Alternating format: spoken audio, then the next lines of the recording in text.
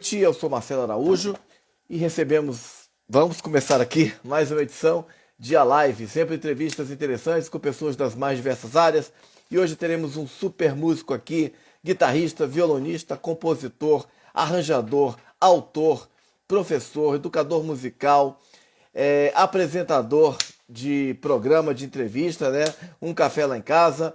E dentro de alguns instantes teremos então aqui a presença do fantástico Nelson Faria, um dos maiores músicos do mundo, que vai estar aqui hoje para conversar com a gente sobre a sua carreira, sua trajetória artística, suas influências, seu aprendizado musical, seus discos, seus livros, né? O programa que eu acabei de falar, né? Vai falar também da plataforma de música online, de educação musical, que ele é o responsável, né? Que ele é o coordenador pedagógico, que se chama Fica a Dica Premium.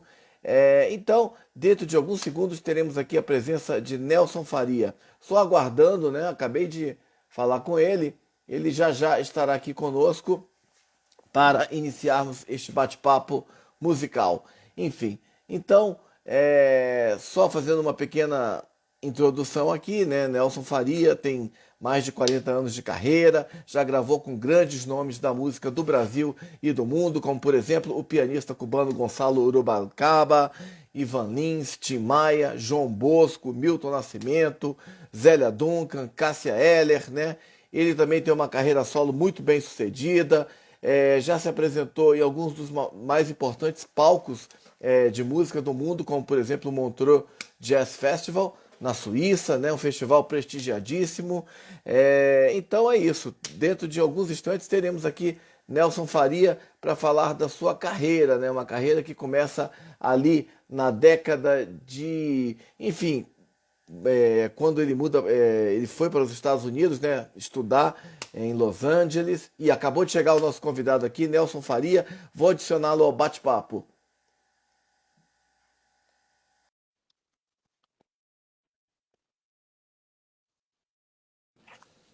Oi, Nelson, boa noite, tudo bem? E aí, Marcelo, tudo certo, cara? Tudo certo, estava falando de você há pouco. Só antes de começarmos, você está me vendo bem, me ouvindo bem? Sim, te ouço bem, te ouço bem, te vejo bem. E a Tá minha a mesma coisa? Consegue me ver bem, ouvir bem? igualmente. Bom, Nelson Faria, em primeiro lugar, queria te agradecer imensamente pela sua presença hoje aqui. Me sinto honrado. Falava de você, que eu considero você um dos grandes nomes da música do mundo, né? Da música como violonista, como guitarrista, como artista, educador musical. Você tem um trabalho fantástico. Sei que você também tem uma rotina ocupadíssima, né? Você está sempre gravando, tocando, viajando, dando aula, escrevendo, né? Enfim, tem o seu próprio programa do qual iremos falar já já. Então, assim, mais uma vez me sinto prestigiadíssimo com a sua presença hoje aqui. Muito obrigado. Eu que agradeço, Marcelo. Foi, de fato, muito gentil da sua parte me convidar. Fico muito feliz em estar aqui participando, podendo compartilhar um pouco da minha história, das coisas que eu vim fazendo ao longo desses, sei lá quantos anos, né? Eu tenho Mais de 40, né? mais de 40 anos, com certeza. Profissionalmente, mais de 40 anos, inclusive. E, mas que eu comecei a pegar no instrumento tem uns 50 e poucos. Muito tempo, 60, muito né? tempo. É uma vida. Bacana. Tive o privilégio de entrevistar o Nelson quando eu trabalhava em jornal, isso foi lá pelos anos 90, né? Então é um prazer novamente poder conversar com esse grande artista. Nelson, você falou agora, mais de 50 e poucos anos aí com o instrumento, e eu queria te perguntar o seguinte: como foi o início da sua relação com a música? A minha relação com a música começou em casa, começou em família, né? Somos 6 irmãos e irmãs, e eu sou o caçula, sou o mais novinho, né? É, E aí, minha mãe sempre cantou muito bem, meu pai gostava de tocar um pouco de violão, de acordeon, e meus irmãos, meu irmão mais velho, que é 11 anos mais velho que eu, tinha uma banda que tocava cover dos Beatles, e eu, molequinho, lá com meus 7 anos aproximadamente, comecei ali a vivenciar a música, né, por meio dos meus irmãos, né? E eu lembro que eu comecei a pegar mesmo no instrumento, mais interessado em começar a tocar as primeiras músicas. Eu devia ter de 8 para 9 anos. E o violão, né? Na verdade, o piano eu comecei até antes. Com 7 anos eu comecei a aprender uma música no piano, que minha mãe me ensinou a mão esquerda, depois a mão direita, e aí juntar e tal. Mas a minha família sempre foi uma família que eu posso chamar assim, a família bossa nova, né? Lá em casa, a bossa nova é a música que tocava nos discos e que tocava o dia inteiro, que meus irmãos gostavam de cantar e de tocar. É... E aí eu cresci assim, aprendendo com meus irmãos, né? O Eduardo, que é um pouco mais velho que eu, me ensinou muito, porque a gente estava mais colado, e a Marisa, que é mais... A Marisa, que já é mais uns 6 anos a mais, ou 7, ela também me ensinou bastante. Os outros irmãos, o meu irmão mais velho, que tinha uma ligação com a música forte, ele saiu de casa para estudar muito cedo, então a gente não teve esse contato. Quando eu estava me formando, eu não pude aproveitar essa informação dele. E os dois que mais tocavam eram o Eduardo e a Marisa, e com eles que eu aprendi. Então a minha formação foi mais em casa, acompanhando minha mãe, que gostava de cantar. Então a música sempre teve muita presente, apesar de eu ter sido o único que me tornei profissional em casa. Né? Em casa não tenho nenhum outro músico profissional, mas todo mundo gosta muito de música e gosta de ouvir música e gosta de tocar um instrumento, então é muito bacana. Você é de Belo Horizonte, não é isso? Sou nascido em Belo Horizonte, mas saí de Belo Horizonte com 9 anos de idade e fui morar em Brasília, né? Fui com meus pais, né? A gente foi morar em Brasília, exatamente aí que eu perdi o contato com meu irmão mais velho, porque ele ficou em Belo Horizonte, que ele tinha acabado de entrar para a faculdade e tal. Então, preferiu ficar lá, porque Brasília ainda era uma coisa muito incipiente, a universidade, as coisas lá. Então, ele preferiu ficar em Belo Horizonte e a família se mudou para Brasília. Então, nesse momento, eu perdi um pouco o contato, a gente se via nas férias e tal, mas não tinha aquele contato diário. Por isso que meus outros irmãos são os que mais me influenciaram musicalmente, apesar de que o meu irmão mais velho é o que tinha uma banda em casa ali em Belo Horizonte. Ele ensaiava com os amigos dele e tal. Ele devia ter 17 anos, 18, e eu com meus 7 anos. E eles deixavam os instrumentos ali montados, bateria, baixo, guitarra e tal. E eu passava ali, enquanto eles não estavam ensaiando, eu passava ali, né, tocando um pouco de bateria, pegando a guitarra e ligando no amplificador. Era uma diversão, cara. Era o meu parquinho de diversões, eu adorava ficar ali brincando. E é curioso assim, que Brasília, nessa virada assim, década de 70 para os anos 80, além de você, tinha muito músico, que depois também, músicos que despontaram, por exemplo, Lula Galvão, que já foi entrevistado Sim, nessa live, Gifone, que também já foi entrevistado aqui, Jorge Elder, né? Muita gente boa junto. Tony Botelho morou em Brasília uma época também, né? sim. Brasília é um celeiro de músicos, né? Há muitos anos é um celeiro de música. Já foi e continua sendo um celeiro de música. Eu vejo, sempre quando eu vou a Brasília, eu fico muito impressionado com a quantidade de músico bom, de quantidade de músico mais do que bom, músicos excepcionais, né, naquela cidade. Não sei o que tem ali no ar ou na água, em alguma coisa que de fato a cidade tem transpira, né, uma questão musical muito bacana. Da minha geração, a gente tem da minha geração e um pouco acima, as pessoas com quem eu também toquei e aprendi, teve o Lula Galvão, como você citou, que é bem da minha geração, né? A gente se conheceu adolescente, né, e tocava junto. O Adriano Gifone, como você falou, tem o Periquito, que é o Vitor Santiago, o Sim. saxofonista ali que tocava com o Milton Nascimento, o Sérgio, a família dos Galvãos inteira, na verdade, né? O Sérgio Galvão, o Lula Galvão, né? O Carlos Galvão e o Zequinha, né? Todos da família Galvão, muito musicais. E tem as famílias musicais aí de Brasília, né? Os Vasconcelos, né? Renato Vasconcelos, o André Vasconcelos, o Pedrinho Vasconcelos, tem vários, tem a família Ernest Dias, com a Odete, com as filhas, né? com os filhos também, o Jaime e tal. A família dos Tavares, tem o Paulo André Tavares, a Cecília, né? Tavares, a pianista que é a mãe. Então, assim, são várias famílias muito musicais em Brasília que a gente não sabe muito bem por que isso aconteceu e acontece, né? E aí, hoje em dia, você tem essa geração também mais nova. Eu tive em Brasília agora, fui tocar no Clube do Choro, dei uma canja ali na roda de choro, foi muito gostoso. E ali tive a oportunidade de tocar com o Henrique, que é filho do Reco do Bandolim, né? Com o Frango, que é o Márcio. Eu chamo ele de Frango, eu esqueço até o nome dele. O do cavaquinho, é bom demais. Nossa, um craque, assim, né? E tem muito músico bom, tem Hamilton de Holanda, tanta gente saiu de Brasília, né, cara? Realmente é muito especial isso aí, muito especial.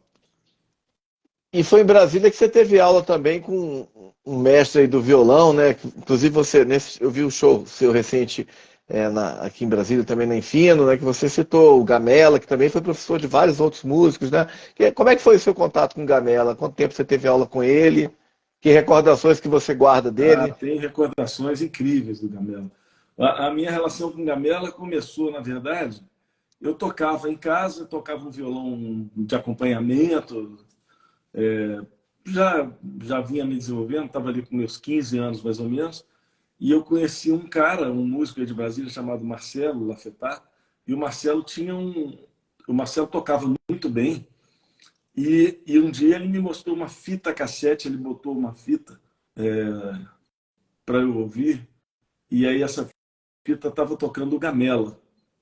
Um negócio assim um negócio que eu caí para trás, para te falar a verdade, quando eu ouvi o Gamela, e aí ele falou, ouve esse cara aqui e tal. E aí quando eu ouvi o Gamela tocando, eu falei, cara, quem é esse cara? Ele falou, o Gamela, ele mora aqui, ele mora, na verdade, em Anápolis e vem sempre em Brasília dar aula. Eu falei, cara, eu quero ter aula com esse cara. Como é que eu faço? Eu tinha 15 anos.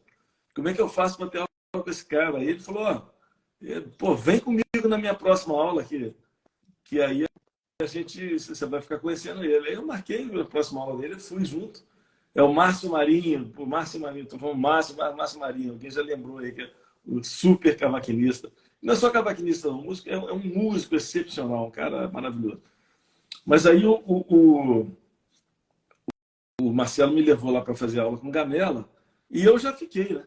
Eu lembro que eu cheguei ali já fiquei, já virei aluno. E o Gamela, a gente costuma dizer que uma vez aluno para sempre do Gamela, né? O Gamela foi aluno dele até o dia que ele faleceu, cara.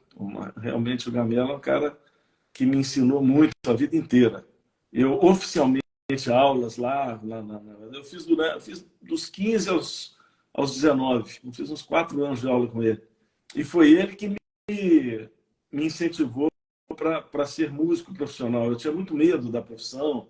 Uma coisa que eu acho que acontece muito com os músicos que não têm tradição de terem músicos na família Uhum. e não sabem como é que é viver de música, né? Não tem ideia de como é que você, né, paga as contas, etc.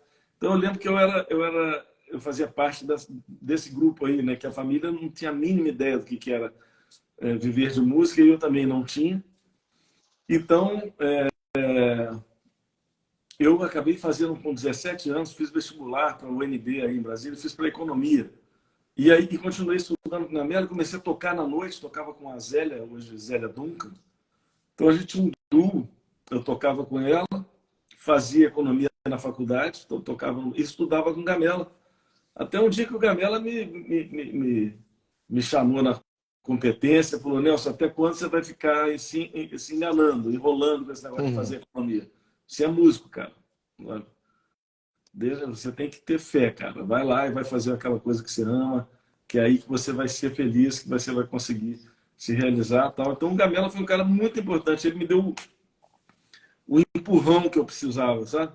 Para criar coragem e encarar a profissão que eu não tinha a mínima ideia do que eu ia fazer. Não tinha a mínima ideia de como encarar a profissão de músico, né? E o Gamela realmente me deu um chão e me preparou para isso, né? Porque ele me ensinou muito, me botou repertório debaixo da mão, botou músicas para eu tocar, né? E foi muito bacana, muito, muito importante o Gamela na minha vida. Muito importante. Não tenho palavras para descrever isso, né? A importância que o Gamela tem. Além da informação, ele me trouxe também a convicção de querer fazer música profissionalmente. Ele me deu esse incentivo, né? De uma forma muito assim, muito objetiva, muito séria, muito... o Gamela não brincava com essas coisas, né? Ele botava a gente mesmo para fazer o que precisava ser feito, né? E foi muito legal, foi muito bacana. Bacana. É, você citando aí a referência do Gamela, né, como uma importante referência, eu queria saber de você suas influências musicais como guitarristas, violonistas, mas enfim, músicos que te influenciaram em geral. Quem são assim os músicos que você acha que marcaram você, enfim, te deram alguma influência, Eu tive, quais são suas referências? bacana. Eu tive fases diferentes, né, Marcelo? Porque na minha adolescência, na minha infância e adolescência, a música que eu ouvia era a bossa nova, né? E comecei a ouvir também a MPB um pouco, né? O bossa nova e MPB. Então, os músicos inicialmente com que eu ouvia e que eu queria tocar parecido era o João Gilberto no violão, era o Roberto Menescal, os caras da bossa nova, Carlos Lira, esses caras que eu realmente curtia. E também outros caras da bossa nova que eu gostava, eu sempre gostei muito do Maurício Lindorm, ouvia o Maurício tocando aquela gaita, falando, nossa, que coisa linda. Então, essa música foi a primeira música mesmo que tocou o meu coração, foi a bossa nova. Depois eu comecei a ouvir algumas coisas de MPB, e aí o cara que mais me tocou o coração foi o Milton Nascimento. Assim, muito novo ainda, eu lembro que meu irmão 2 anos mais velho que eu, Eduardo, começou a comprar uns discos do Milton e eu comecei a ouvir aquilo, falei, nossa, que música é essa? E eu lembro até hoje da sensação que eu tive quando eu ouvi o disco Minas, pela primeira vez. Eu devia ter uns 12 anos, por aí, 12, 13 anos no máximo. Aquele disco ali foi uma pancada, eu ouvi aquilo e falei, meu Deus, que música é essa que esses caras estão fazendo? Que era completamente diferente de tudo que eu tinha ouvido antes. E era um negócio exuberantemente lindo, né? Uma coisa que me apaixonei imediatamente ouvindo aquilo, né? Foi um negócio muito apaixonante. E aí, nessa de ouvir muito o Milton, o primeiro guitarrista mesmo que me fez a cabeça foi o Toninho Horta. O Toninho Horta foi o primeiro cara que eu comecei a seguir. Não, naquela época a gente não tinha muito essa coisa de ter seguidores, não, né? Mas eu comecei a seguir o Toninho nos discos, porque os discos têm ficha técnica. Então eu ia nas lojas de disco e ficava procurando na ficha técnica quem estava tocando. Quando tinha o Toninho Horta, eu comprava o disco. Esse cara... Às vezes eu não conhecia, várias vezes, não foi uma nem duas.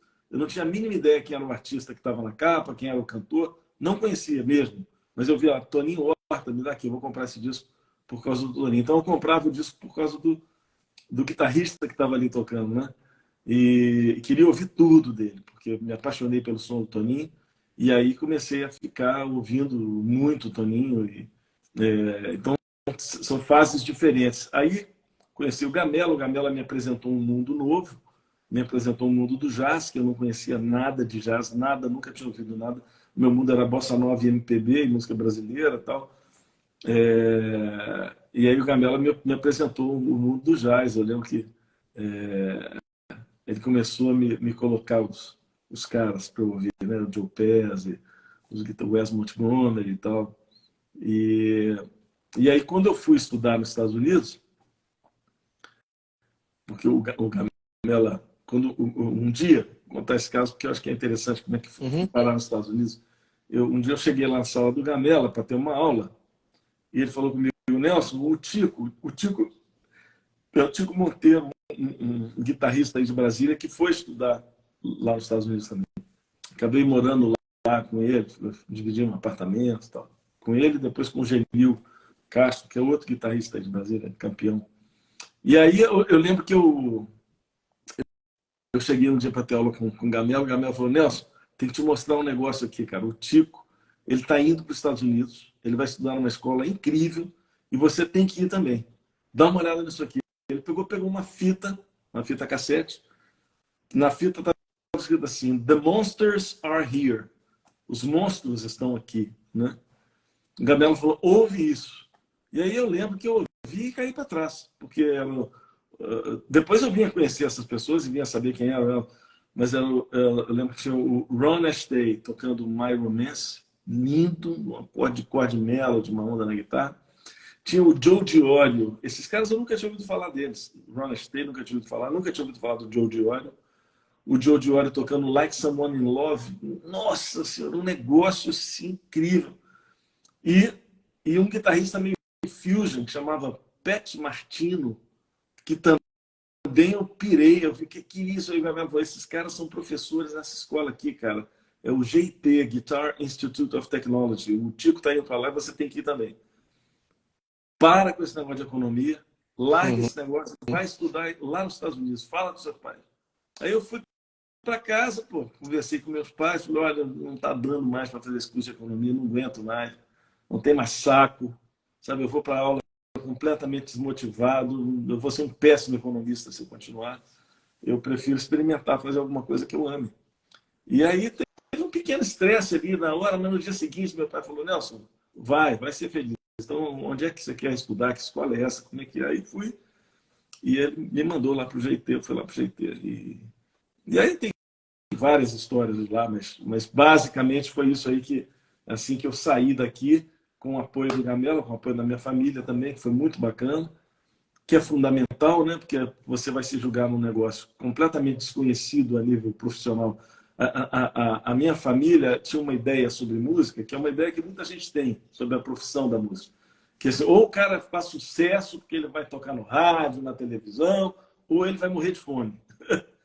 E isso é uma falácia, é uma mentira que a sociedade conta, que é uma profissão como qualquer outra, que tem várias gradações diferentes de trabalho, com remunerações diferentes. Tem um cara que ganha muito bem e não fica famoso nunca, o cara está no bastidor. Tem o cara que, sabe, o cara que faz os arranjos, o cara que é compositor, o cara que é instrumentista.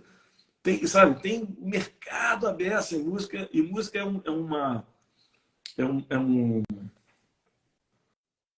música é uma, como se diz? É um produto, vamos dizer assim.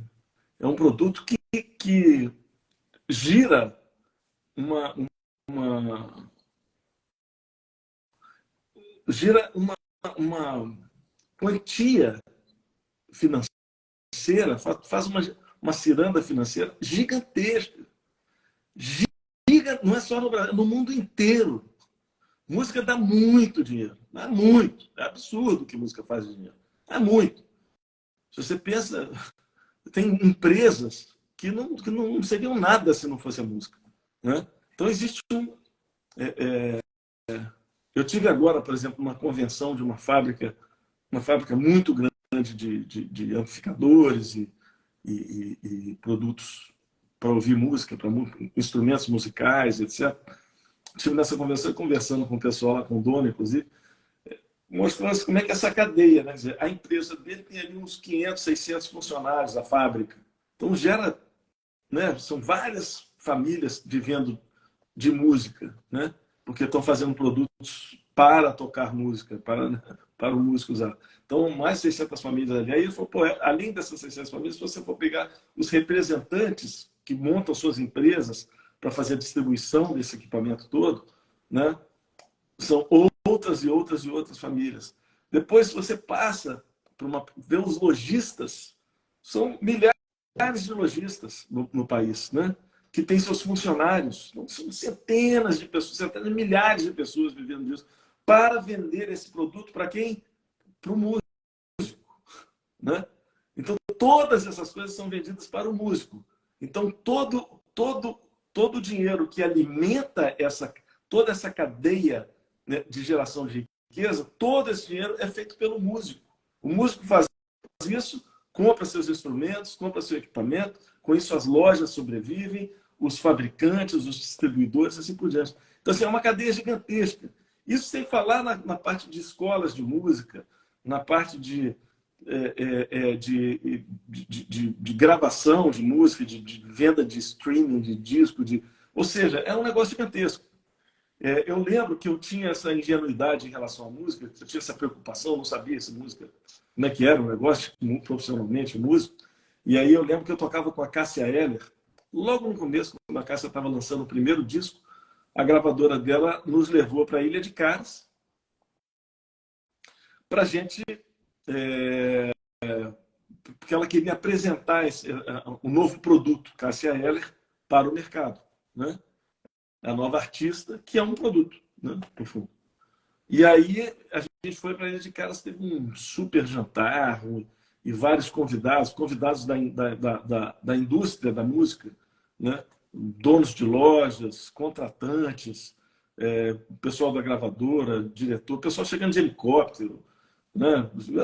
Barco, etc. Um negócio super rico. Eu lembro que eu olhei para meus amigos e falei, cara, todo mundo que está aqui nessa ilha, chegando de helicóptero, etc., todo mundo aqui vive de música. Todos vivem de música. A música paga todas as contas de todas essas pessoas. Nesse momento eu entendi a minha importância no mercado, que eu não sabia que eu era tão importante. Falei, cara, sou eu que faço. Eu que faço a música. Eu não sabia.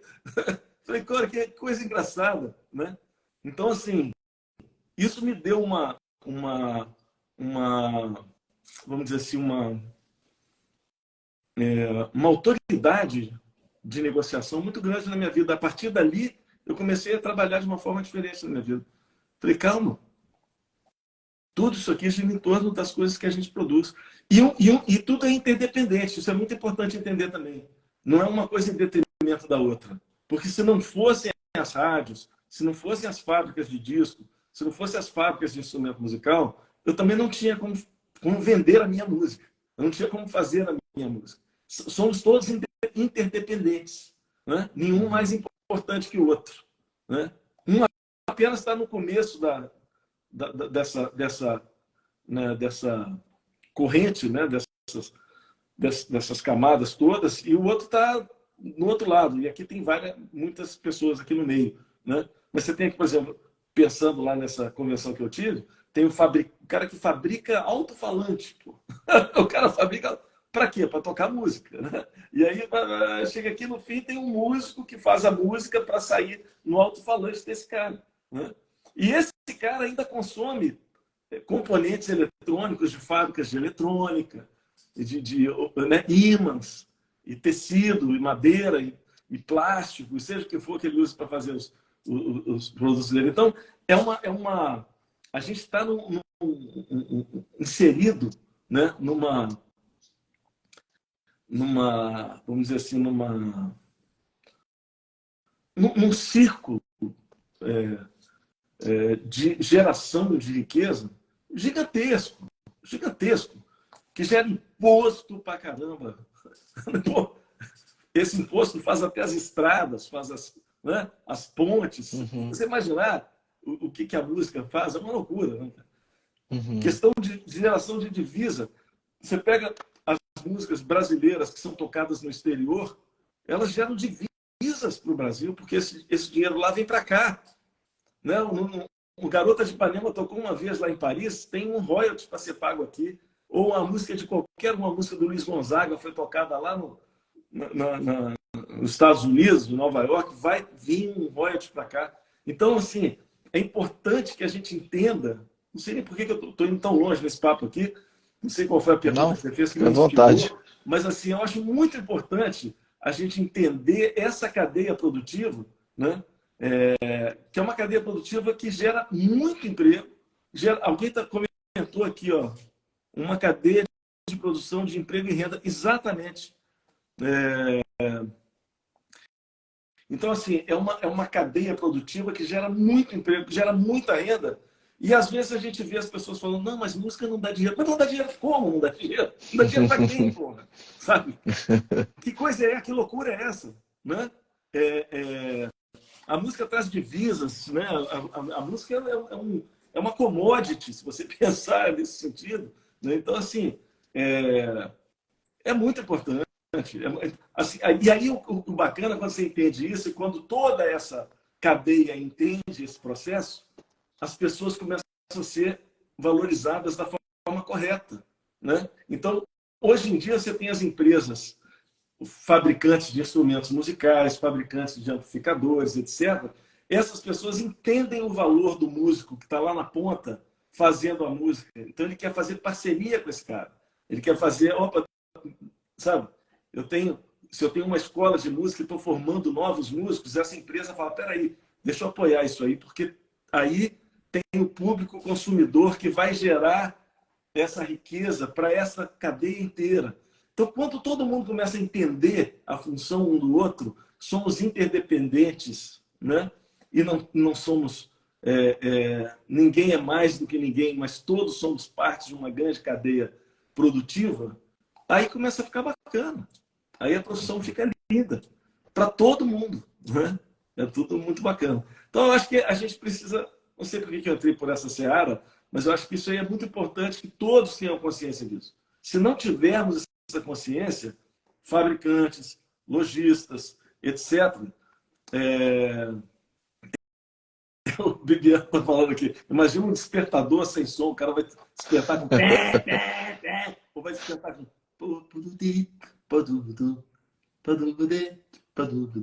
sei lá, o teletoque do telefone, o toque do seu telefone é uma música.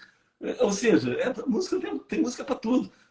A espera telefônica, antigamente tinha muito isso, você ligava para um consultório, ficava uma musiquinha tocando. Ainda tem. Então, estuda, Telemarketing, né? estuda a geração de empregos, estuda a geração de riqueza, né? Você faz isso aí, você está pagando direito autoral, você tem uma empresa que coloca essa música na espera das empresas. Tem uma empresa que é especializada nisso. E todos os funcionários vivem de quê? Vivem de música. Então, assim, é muito louco esse conceito da sociedade de que música... se o cara não fizer sucesso, vai passar fome. Cara, tem tanta coisa para fazer com música. Até compor música para espera telefônica, você pode. Sabe? Música, trilha de novela. Cara, o cara que escreve trilha para novela, muitas vezes você nunca ouviu falar o nome do cara. O cara se especializou nisso, está ali escondidinho, fazendo a música dele para novela. Essa música está sendo tocada, está gerando um royalty violento, está fazendo com que a novela seja mais vista, porque sem a música ninguém assistia aquilo. Imagina você assistir uma novela sem música, um filme sem música, trilha sonora para filme. É um mercado gigantesco, gigantesco. Mas as pessoas, a sociedade, assim, não mudou muito da minha época lá até para hoje. Muita gente ainda tem esse conceito completamente errado, desgastado, de que a música, o cara é só o palco, e o cara tem que fazer sucesso e vender muito ingresso. Cara, pô, sabe? Não é bem assim. Pode também. Ótimo, bacana. Você tem muita coisa para fazer. Nossa Senhora. Muita coisa para fazer com música. E tem os palcos grandes e tem os palcos pequenos. Não vai botar uma pessoa né, que fez uma fama gigantesca num palco pequeno, nem uma pessoa que ainda é desconhecida num palco grande. Um palco pequeno precisa de uma pessoa que é menos conhecida. E aí esse cara vai fazer o mercado dele aqui e tal. E aí hoje com a internet, então, cara, você faz o seu show de dentro de casa, o cara que está lá sei lá, o cara está na China, está assistindo o seu show. Na China eu não sei, porque a internet lá é meio fechada. Então o cara está em Angola, está assistindo o seu show, o cara está em Massachusetts, está assistindo o seu show, o cara está no interior da Sibéria, está vendo o seu show.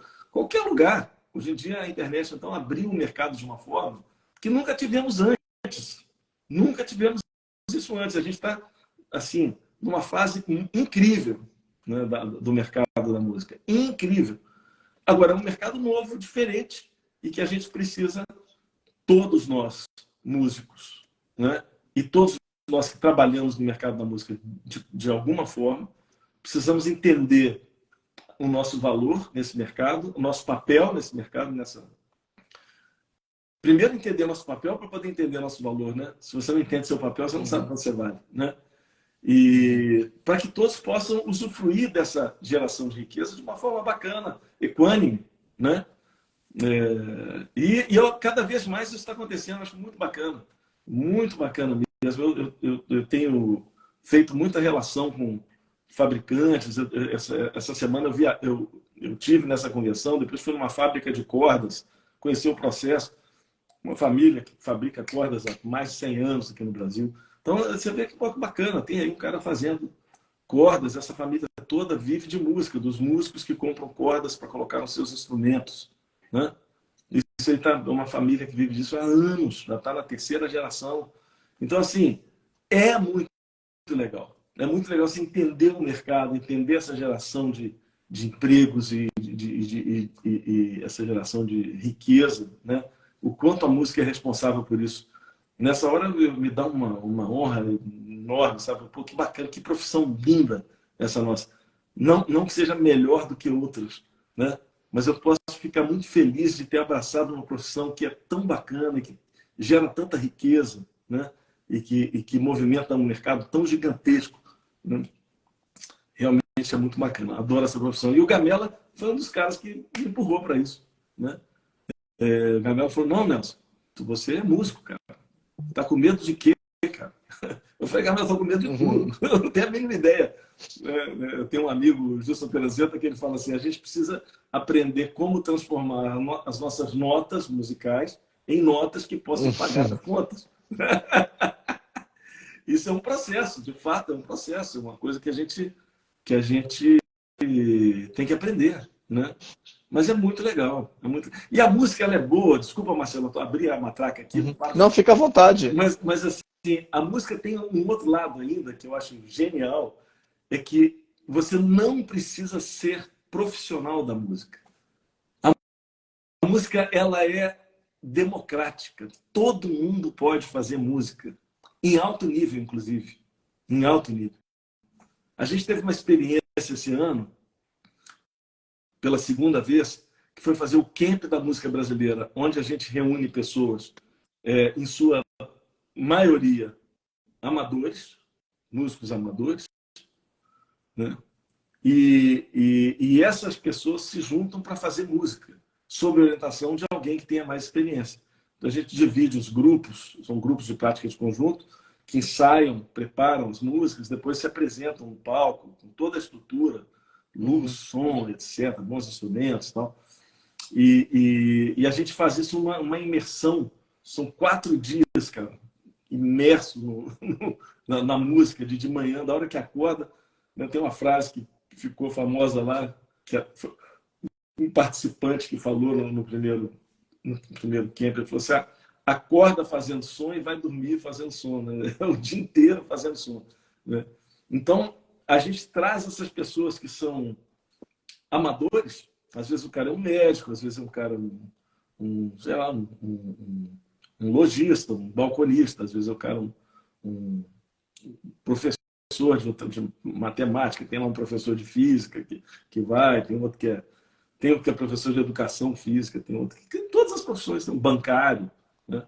Aí esses caras se juntam ali, uma vez por ano, e a gente vai fazendo ali a família do som, uma família do som, só com pessoas que são amadoras, na grande maioria. Tem ali uns 10% de pessoas que são profissionais, ou são músicos que tocam na noite e tal, mas a grande maioria são músicos, assim, que nunca tinham, por exemplo, nesse camp, várias pessoas assim: nunca subi no palco na minha vida, a primeira vez. E o cara sobe e faz música em alto nível.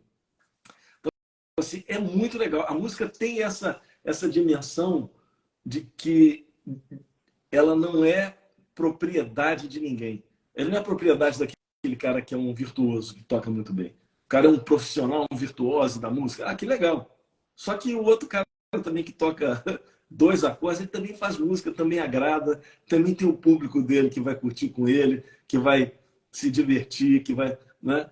Então é muito legal, muito legal. Tô indo a Domingos Martins, alguém está perguntando. Tô indo a Domingos Martins esse ano. Vamos nos divertir lá. Vou trabalhar com a Big Band, vou trabalhar com um grupo de guitarras. Vai ser muito legal. E é bacana você falar esse projeto, porque tem, inclusive, músicos profissionais conhecidos que também tinham, ou tem outra profissão. Ginga, por exemplo, era dentista, né? Dentista, Acho que ele né? não. E mesmo já famoso, durante algum tempo, ele ainda continuou com consultório. Depois acho que ele parou, né? Depois abandonou. Legal, Nelson. E quanto tempo você ficou lá nos Estados Unidos? Quantos anos? Lá em Essa, Los essa, Angeles? essa primeira vez que eu fui era um curso de 1 ano só. Na verdade, era um grande intensivo, uma grande imersão de 1 ano que a gente ficava é, é, o dia inteiro, né? O dia inteiro por conta de música. Lá eu brinco que eu acendia a luz da escola e apagava. Ficava lá até... Porque eu sabia que aquela oportunidade que eu estava tendo era uma oportunidade, é, era um privilégio, vamos dizer assim. Eu posso dizer que isso era um privilégio. Olha aqui, tem um aqui que falou aqui que ele é aqui, ó. Engenheiro, né? Mário, sou engenheiro, tento fazer o som no sax. É a mesma coisa do meu irmão. Tem um irmão que ele é administrador e, e aos 50 anos ele começou a tocar saxofone. Esse irmão Eduardo, que me ensinou a tocar violão lá, depois ele meio que deixou o violão meio de lado, tal, foi estudar outras coisas, aí, né, se formou administrador, não sei o quê, foi trabalhar. Nossa. E aí depois pegou uma viola caipira para tocar, ele é muito musical. Aí, com 50 anos, ele já falou, quer saber, eu vou aprender a tocar saxofone. Comprou um saxofone, começou a estudar.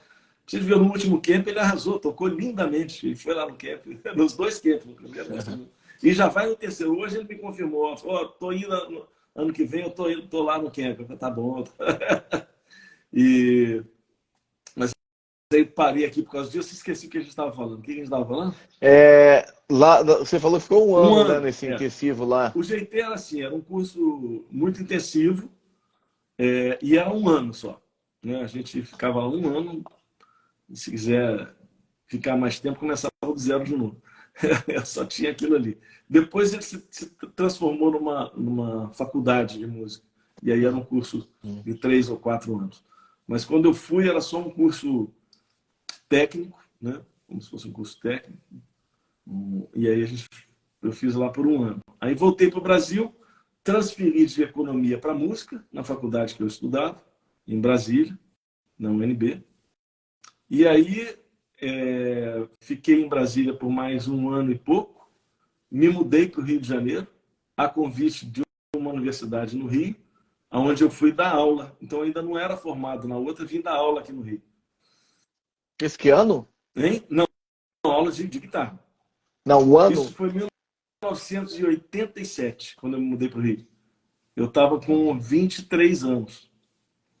E ainda não era formado, porque eu tinha saído daqui, tinha abandonado o curso de economia. Abandonado não, tinha trancado o curso de economia, passei um ano fora, voltei, transferi para a música, fiquei talvez mais de 21 a 23, fiquei mais uns 2 anos aqui em Brasília, lá em Brasília. Aí, você está em Brasília, né, Marcelo? Aham, moro em Brasília, isso. Eu estou no Rio, cara. Adoro Brasília, vou muito aí. E aí passei esse tempo em Brasília, eu voltei de lá dos Estados Unidos em 84. 85, passei 2 anos e meio em Brasília. 87, em julho de 87, me mudei para o Rio. E estou aqui no Rio desde então. Vai dar quantos anos? Sei lá, 36, 37 anos. 36 anos. Aqui estou no Rio. Bacana, Nelson. E só uma pergunta em relação aos Estados Unidos. Você teve aula com o Joey Pass lá, não foi? Com o Frank Gambale, né? Como é que foi conhecer pessoas que você falou que o Gamela te apresentou, né? De repente você chega lá e eles estão lá pessoalmente. Como é que foi esse contato? Joe Pass, todos muito bons, mas o Joe Pass particularmente uma lenda aí do jazz, né? Uma lenda, né? Como é que foi? É muito engraçado, né? Porque quando você chega, você fica muito você fica muito embevecido com a quantidade de coisa, de informação, de professores incríveis. Né? Você até assusta um pouco, né? Nossa Senhora, isso tudo aquilo. Então, assim, no começo eu queria fazer tudo, queria ir na aula do Joe Pass, porque o Joe Pass ele dava um tipo de aula chamado Open Counseling. É o mesmo tipo de aula que o Joe Diori dava. O que é o Open Counseling? Ele ficava na sala e aí ele recebia na sala os alunos a cada meia hora, a cada uma hora, depende do como é que estava lá a agenda. E aí ele só botava, ele recebia grupos de 4 em 4. Na porta da sala dele, tinha lá assim, ó, vamos supor, de 14 a 14h30, e tinha 4 lugares ali para você botar o seu nome. 14h30 às 15, às 15h30, às 16, até 17 horas. Pronto. Então ele tinha ali aqueles que a gente... Ele não dava uma matéria específica. Você botava seu nome ali, botei meu nome, eu vou lá no Joe Pass às 4h30 da tarde. Aí eu ia lá, 4h30 da tarde, ligava a minha guitarra e ficava... Ele falava, que música você está estudando? Estou estudando Stella by Starlight. Vamos tocar. Aí ficava tocando. Eu tenho gravação aqui, né? Tocava com ele, né? Você ficava ali tocando, aprendendo. Com o Joe Diorio a mesma coisa, com o Joe Pass, tal. Com o Ron Astey, com vários professores. O Frank Gambale, quando eu entrei na escola, ele era aluno ainda. Ele tinha entrado 6 meses antes, era aluno ainda. Quando ele se formou 6 meses depois, e eu tinha 6 meses de escola, ele automaticamente já foi contratado como professor. Então, o Gambale, durante 6 meses, foi meu colega, e durante 6 meses ele foi meu professor, né? E ele fazia o mesmo tipo de aula, era o Open Concept. Tinha os professores mais comuns, mais normais, que davam as aulas de, sei lá, escalas, arpejo, conhecimento do braço, harmonia, improvisação, sei lá, as aulas geral, técnica, leitura. Mas o Open Counseling era um momento para você chegar ali e tirar sua dúvida. É você conversar com o cara, perguntar, mostrar, falar o que você está estudando e aprender com ele o que eu vou, como é que eu aprendo aqui mais um pouco, tal. E onde é que esse cara pode me ensinar. E aí eu lembro que no começo era uma coisa assim que a gente ficou, todos os alunos da escola foram com sede ao pote, né? E aí, pá, nos Open Courses, estudando pra caramba. Só que o tempo vai passando e você vai tendo as aulas normais também, tá tendo que estudar as escalas, os arpejos, formação de acordes, fazendo as coisas, leitura, técnica e tal, além dessas outras coisas e tal. Eu lembro um dia, cara, essa foi muito louca. Eu lembro um dia que eu tava com muita coisa para estudar e eu tava lá, eles tinham os que eles chamam de labs, tinha uns quartinhos assim que a gente entrava, tinha ali um amplificador, né, um metrônomo, um estante de partitura, que você ficava ali estudando. E eu lembro que eu estava ali numa salinha dessas, bicho, ralando, botando as coisas debaixo da mão, estudando. E aí eu saí para tomar uma água, alguma coisa desse tipo. Passei pela sala do Joe Pass. E as salas tinham aquele quadradinho de vidro, sabe? Que tem lá na porta. Uhum, Aí eu passei uhum. na sala do Joe Pass, dei uma olhada. Isso a gente já tinha assim, uns 7, 8 meses de curso, né? E aí a folhinha na porta não tinha ninguém, nome de ninguém. Eu dei uma olhada lá dentro, ele estava sozinho na sala, sozinho. Aí tinha um outro amigo que mora em Brasília, o Genil Castro, professor da Escola de Música. Ele vai lembrar bem disso quando ele vê isso aqui. Eu passei, o Genil estava em outra sala estudando também. A gente ia ter prova, inclusive. Tal. Eu falei, Genil, passei ele na sala do Diopés, ele está sozinho, cara. Ele olhou para mim, porra, Nelson, ninguém vai acreditar no Brasil quando a gente contar isso, né? Que se a gente quiser levar um som com o Joe Pass, é só a gente entrar ali na sala e fazer um som com ele. E a gente está preferindo ficar aqui estudando, porque não adianta voltar lá, porque o que ele tinha me passado eu não tinha pego ainda. Não estava, eu não ia voltar lá para encher o saco do cara, entendeu? Isso estava Uhum, acontecendo comigo, com o Genil e com todos os outros alunos. Então ele estava ali uhum. esperando alguém aparecer. Mas chegou no fim da tarde, eu falei, não, vou dar uma passadinha lá, pelo menos, para tocar um blues. aí eu fui lá, mas a gente comentou isso, eu comentei isso com o Genil, a gente falou, cara, ninguém no Brasil vai acreditar que basta a gente assim, andar aqui 10 metros, né, e ali na sala do cara, e a gente vai estar com o Joe Pass disponível para levar um som com a gente e que a gente não está lá. Ninguém vai acreditar nisso. Porque eu já fui lá tantas vezes que não adianta ir de novo, entendeu? E de novo Uhum, não apresentar nada novo. Eu tenho que estudar alguma coisa para apresentar, pô. uhum, Então, mas isso é uma coisa que quando eu me lembro, eu mesmo fico chocado. Eu falei, que loucura, bicho. Assim, a gente tinha muita coisa à disposição, muita informação, muita gente, muito talento à nossa disposição, né? Para a gente aprender e tal. Foi uma época muito rica, muito privilegiada. uhum, E eu tinha consciência plena disso, sabia que aquilo estava sendo um privilégio. Não era todo mundo que conseguia ir estudar fora naquela época. Né? Hoje em dia é mais acessível, mas naquela época era difícil, né? Era um sacrifício para a família, muito difícil. E eu sabia que eu estar lá era um privilégio. E eu voltei de lá, Marcelo, voltei de lá com isso muito claro para mim. E a primeira coisa que eu fiz quando eu cheguei em Brasília, quando eu cheguei no Brasil, foi pegar todo o material que eu tinha colhido nesse um ano de aulas, ligar para os meus amigos, falar, gente, passa aqui e copia tudo. Tem muita informação, as apostilas, com as escalas, com as coisas. Não tinha nada aqui no Brasil desse tipo de informação, nada.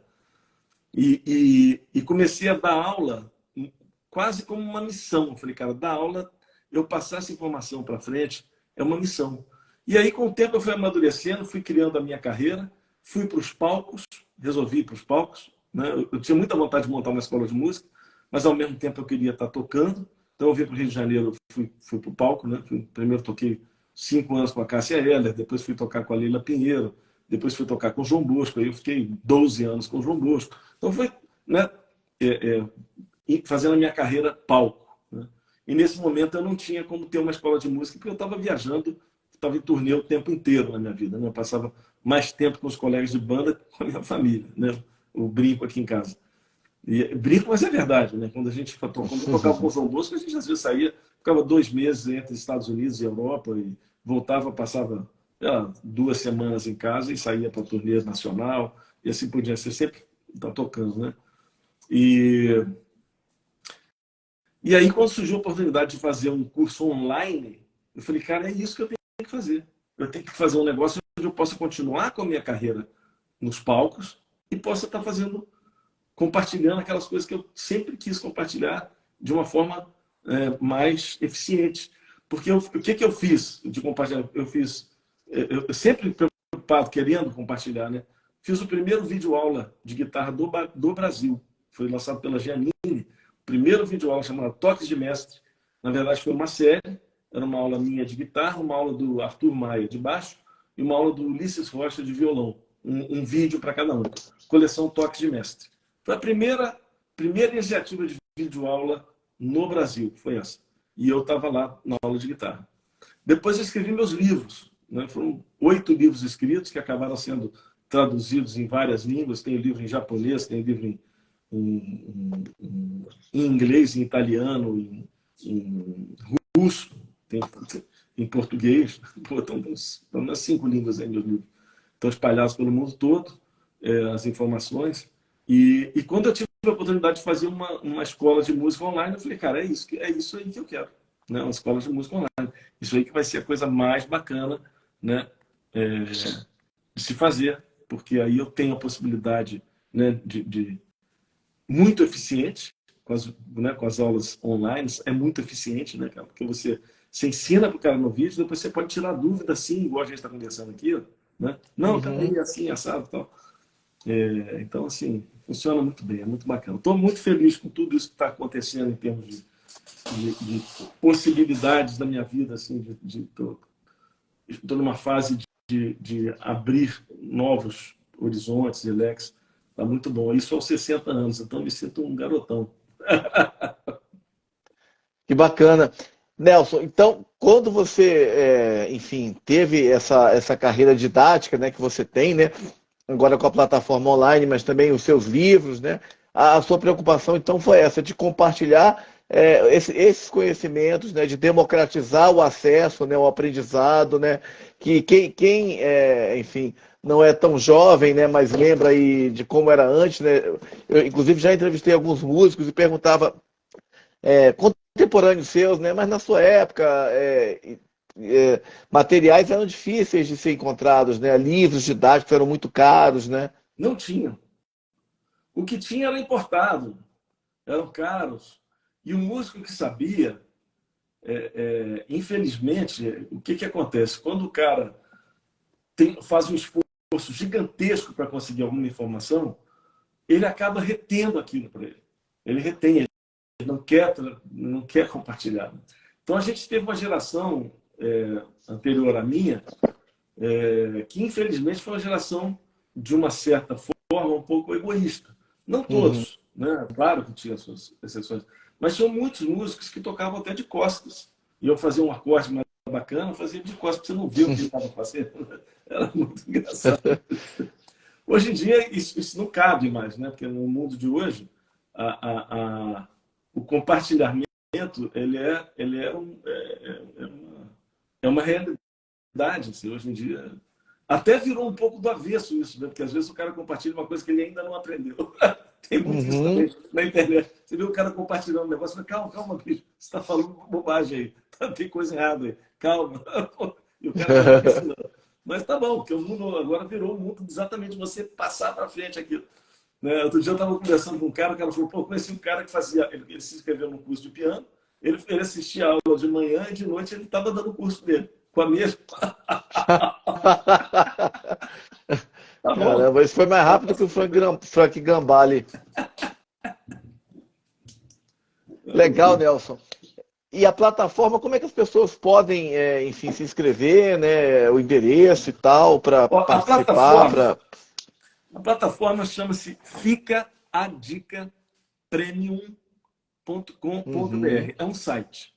E é de fato uma uhum, plataforma. Né? Uma plataforma que tem uma mensalidade de R$ 97, uhum, R$ 97 por mês, e você tem acesso a mais de 60 professores e bem mais do que uma centena. Não sei se chega a 2 centenas de cursos, mas bem mais do que uma centena, 150, 160 cursos diferentes, que você pode assistir à vontade. É como se fosse um Netflix de cursos de música. Você paga essa mensalidade, você entra lá, você tem todos esses cursos disponíveis.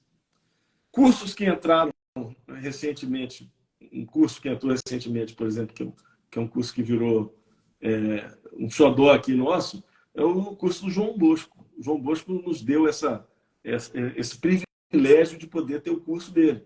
Né? Ó, Marcelo Severo, ele é aluno lá, está dizendo 167 cursos. Obrigado, Marcelo.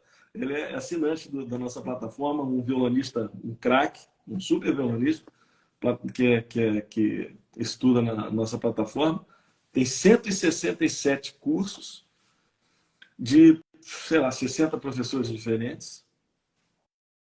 Não é 97, não, é 167, pelo que disse o Marcelo lá. Acho que ele está certo.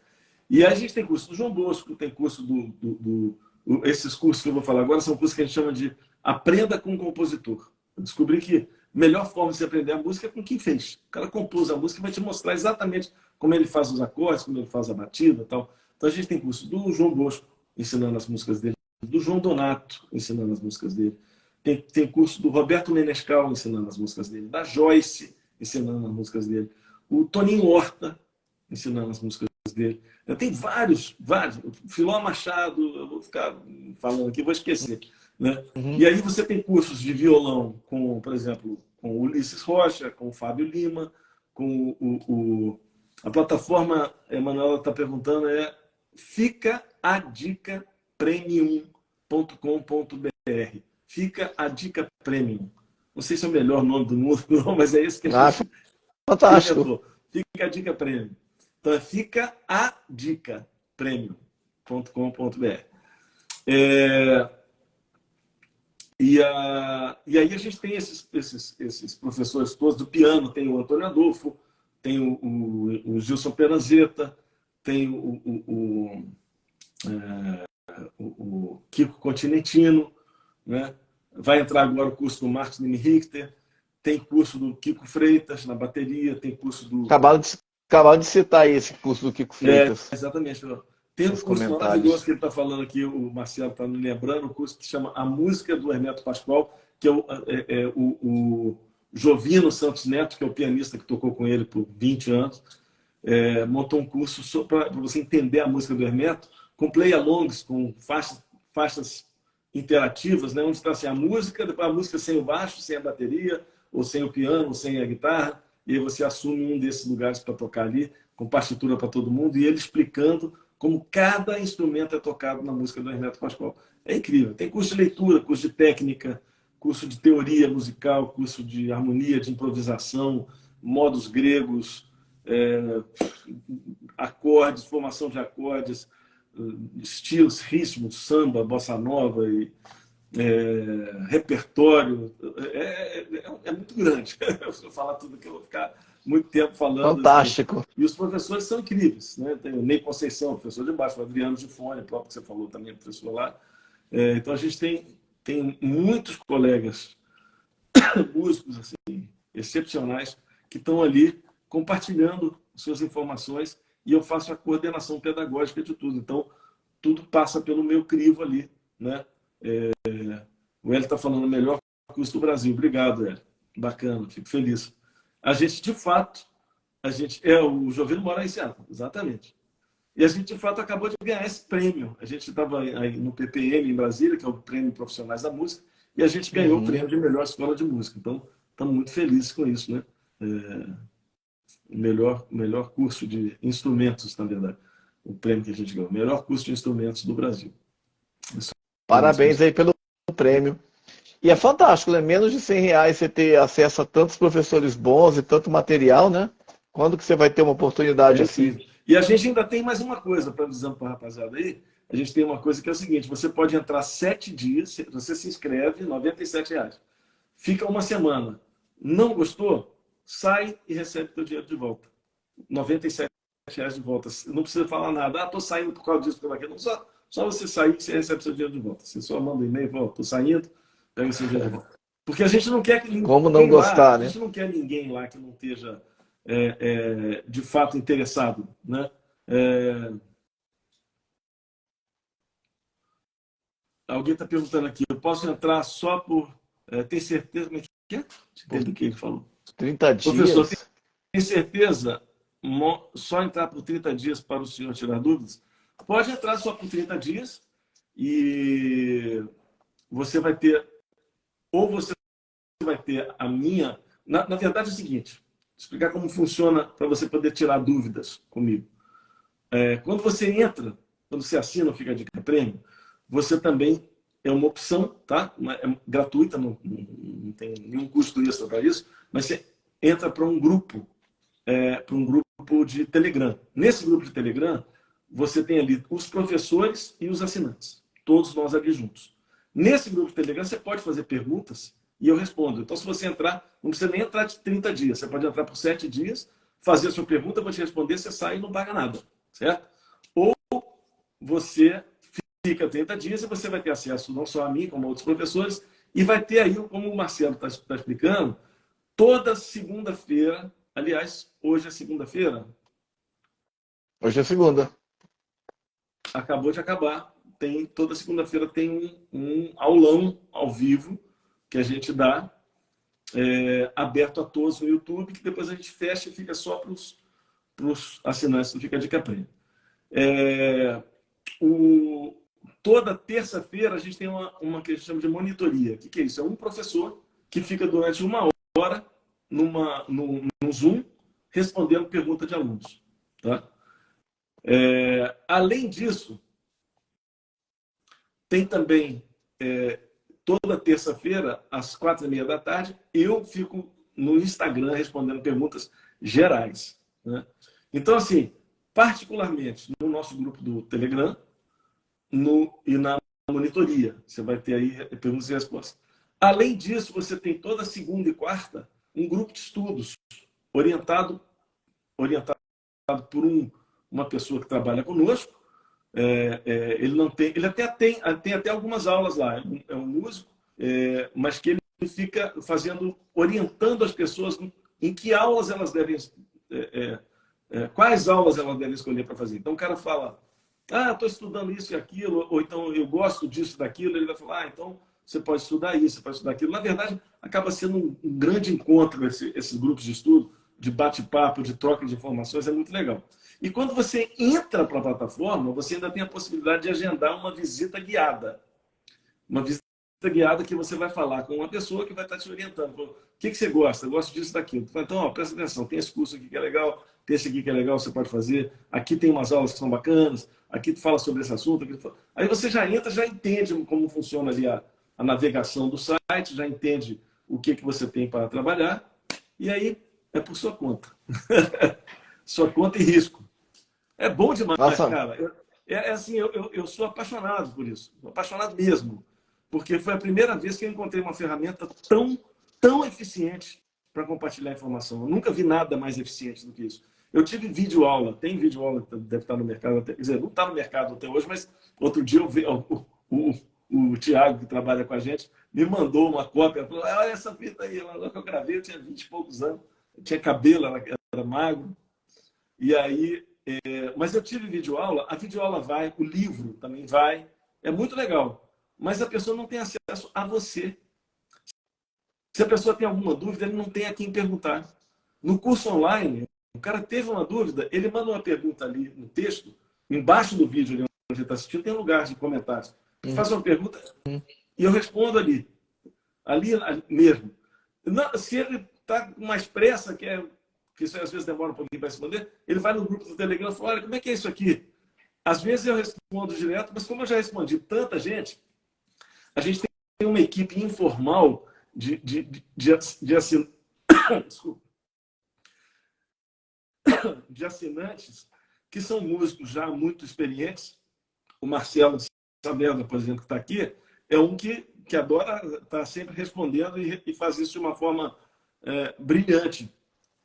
Normalmente um aluno pergunta alguma coisa e ele já sabe qual é a resposta que eu já dei alguma vez. Ele fala, olha, presta atenção, o Nelson já falou isso sobre isso, você pode ver isso nessa aula aqui. Os próprios colegas se ajudam. É uma convivência muito, muito saudável, muito bacana. Até o Marcelo pode falar um pouquinho disso aí, de como é que funciona esse negócio. Pode escrever aí, Marcelo, que é muito legal. Não sei se ele está aí na live aí. Acho que ele estava, ele comentou aí há pouco, Saavedra, né? É, Marcelo Saavedra. É um desses Isso. que faz esse meio de campo, né, com os outros assinantes. O Marcelo está com a gente já há muito tempo e ele entende bem como funciona a plataforma, já fez vários dos cursos, né? Aí ele. Ele está dizendo que eu amo essa plataforma. Grande Marcelo, é isso aí. Muito Fantástico, legal. Nelson.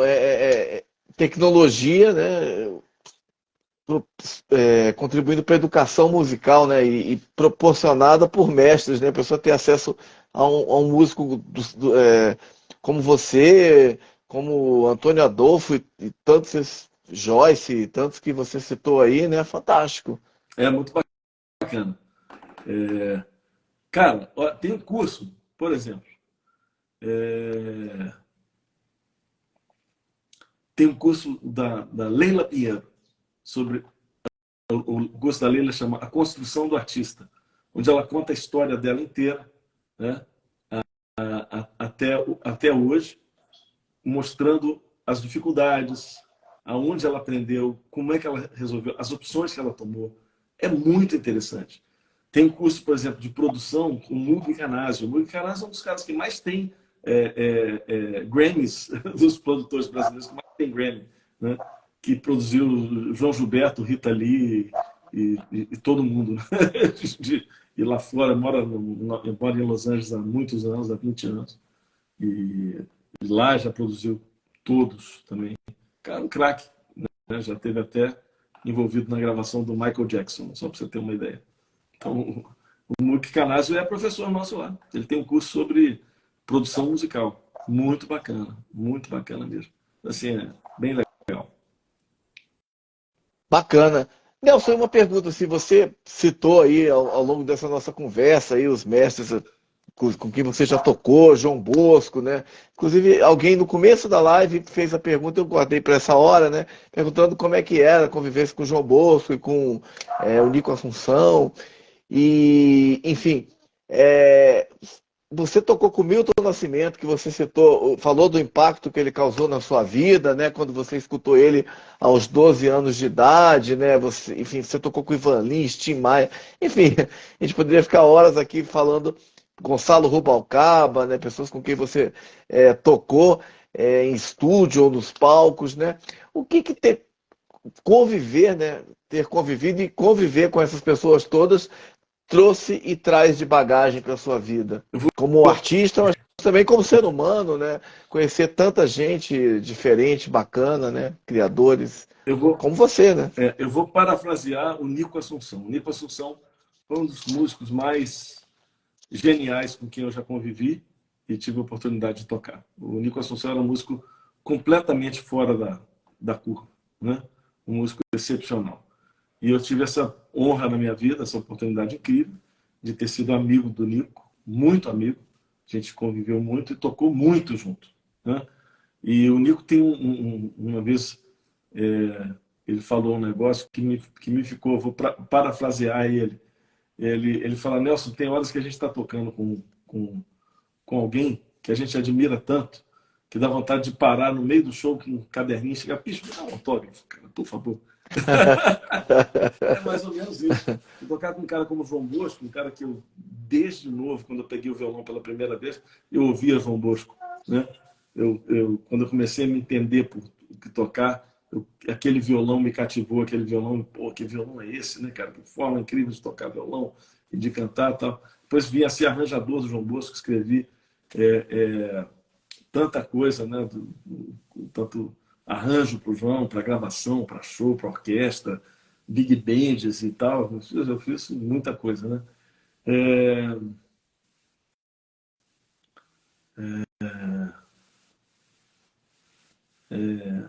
alguém está dizendo aqui que conseguiu tirar a música. Que legal, que bom. Talvez seja tenha participado do curso tirando música de ouvido, né? É, então, sim, tocar com esses artistas e com músicos tão excepcionais, como foi o caso do Nico e vários outros, o Ney Conceição, o Kiko Freitas, que são meus parceiros aí no nosso trio, é um aprendizado constante, né? Eu estou sempre sendo, além de me divertir, porque eu aprendi que na música, a música, se você for olhar a fundo, olhar com um olhar muito, com um olhar mais técnico, a música dá muito Uhum. trabalho, dá muito trabalho. Eu costumo dizer que você dominar um instrumento é como você subir uma escada rolante que está descendo, sabe? Ou seja, se você fizer um esforço médio, você vai ficar parado no mesmo lugar. Para você subir mais, você vai ter que fazer um esforço maior. E se você der uma paradinha, volta para o térreo. Né? Então, assim, é um esforço muito grande. Então, o que eu descobri? Que a única forma que a gente tem de conseguir, de fato, evoluir na música, conseguir fazer esses passos a mais, a gente tem que estar se divertindo com ela e a gente tem que estar inspirado. Alguém tem que nos inspirar. A gente tem que ter um modelo que a gente fala, cara, eu quero tocar no padrão que esse cara toca. Isso me inspira, né? E eu tenho que me divertir com o estudo. Eu tenho que tocar e me divertir com o ritmo, me divertir com a harmonia, me divertir com as coisas. Quando eu tenho essas coisas funcionando dessa forma e eu estou inspirado, aí eu vou embora. Então, assim, esses nomes que eu falei aqui, o João Bosco, pessoas com quem eu toquei, Baby Consuelo, Leila Pinheiro, Menescal, o Robertinho Silva, que é professor da nossa escola também, é, é, o Milton, que eu gravei com ele, que eu nem sei dizer, eu fico tentando lembrar tudo, assim, tanta gente. Ivan Lins, pô, toquei nos palcos, gravei. Ou seja, você pega essas pessoas todas que sempre me inspiraram muito, de repente eu me vejo no palco com o cara, né? É uma alegria incrível, né? Porque eu falo, pô, que bacana, né? Eu tô aqui tocando com meus ídolos, né? É, e vendo também o respeito e admiração que esses meus ídolos têm pelo meu trabalho, né? A confiança. O João Bosco, eu lembro quando eu tocava com o João, já tocava com o João já há alguns anos, e resolvi parar para poder ir para os Estados Unidos estudar arranjo, que eu queria aprender a escrever para orquestra, tudo. E aí eu falei com o João falou, não, vai nessa e tal. Aí fui estudar nos Estados Unidos, passei 6 meses lá estudando arranjo, tal, voltei e quem está falando? Lê Araújo, oficial Lê Araújo. Tá dizendo, pô, claro, um dia a gente vai fazer um som. Pô, com certeza. Tem que achar a hora, o momento certo, né, que aconteça. Eu adoro, estou sempre aberto para tocar com as pessoas, adoro tocar, adoro fazer música com pessoas diversas, né? Já te convido, vá, aparece lá no camp que a gente vai fazer um som. Lá no camp a gente toca todo mundo com todo mundo, desde o profissional que está lá, é, é, que foi porque quer, né, fazer uma vivência, e até o cara que é mais iniciante, todo mundo.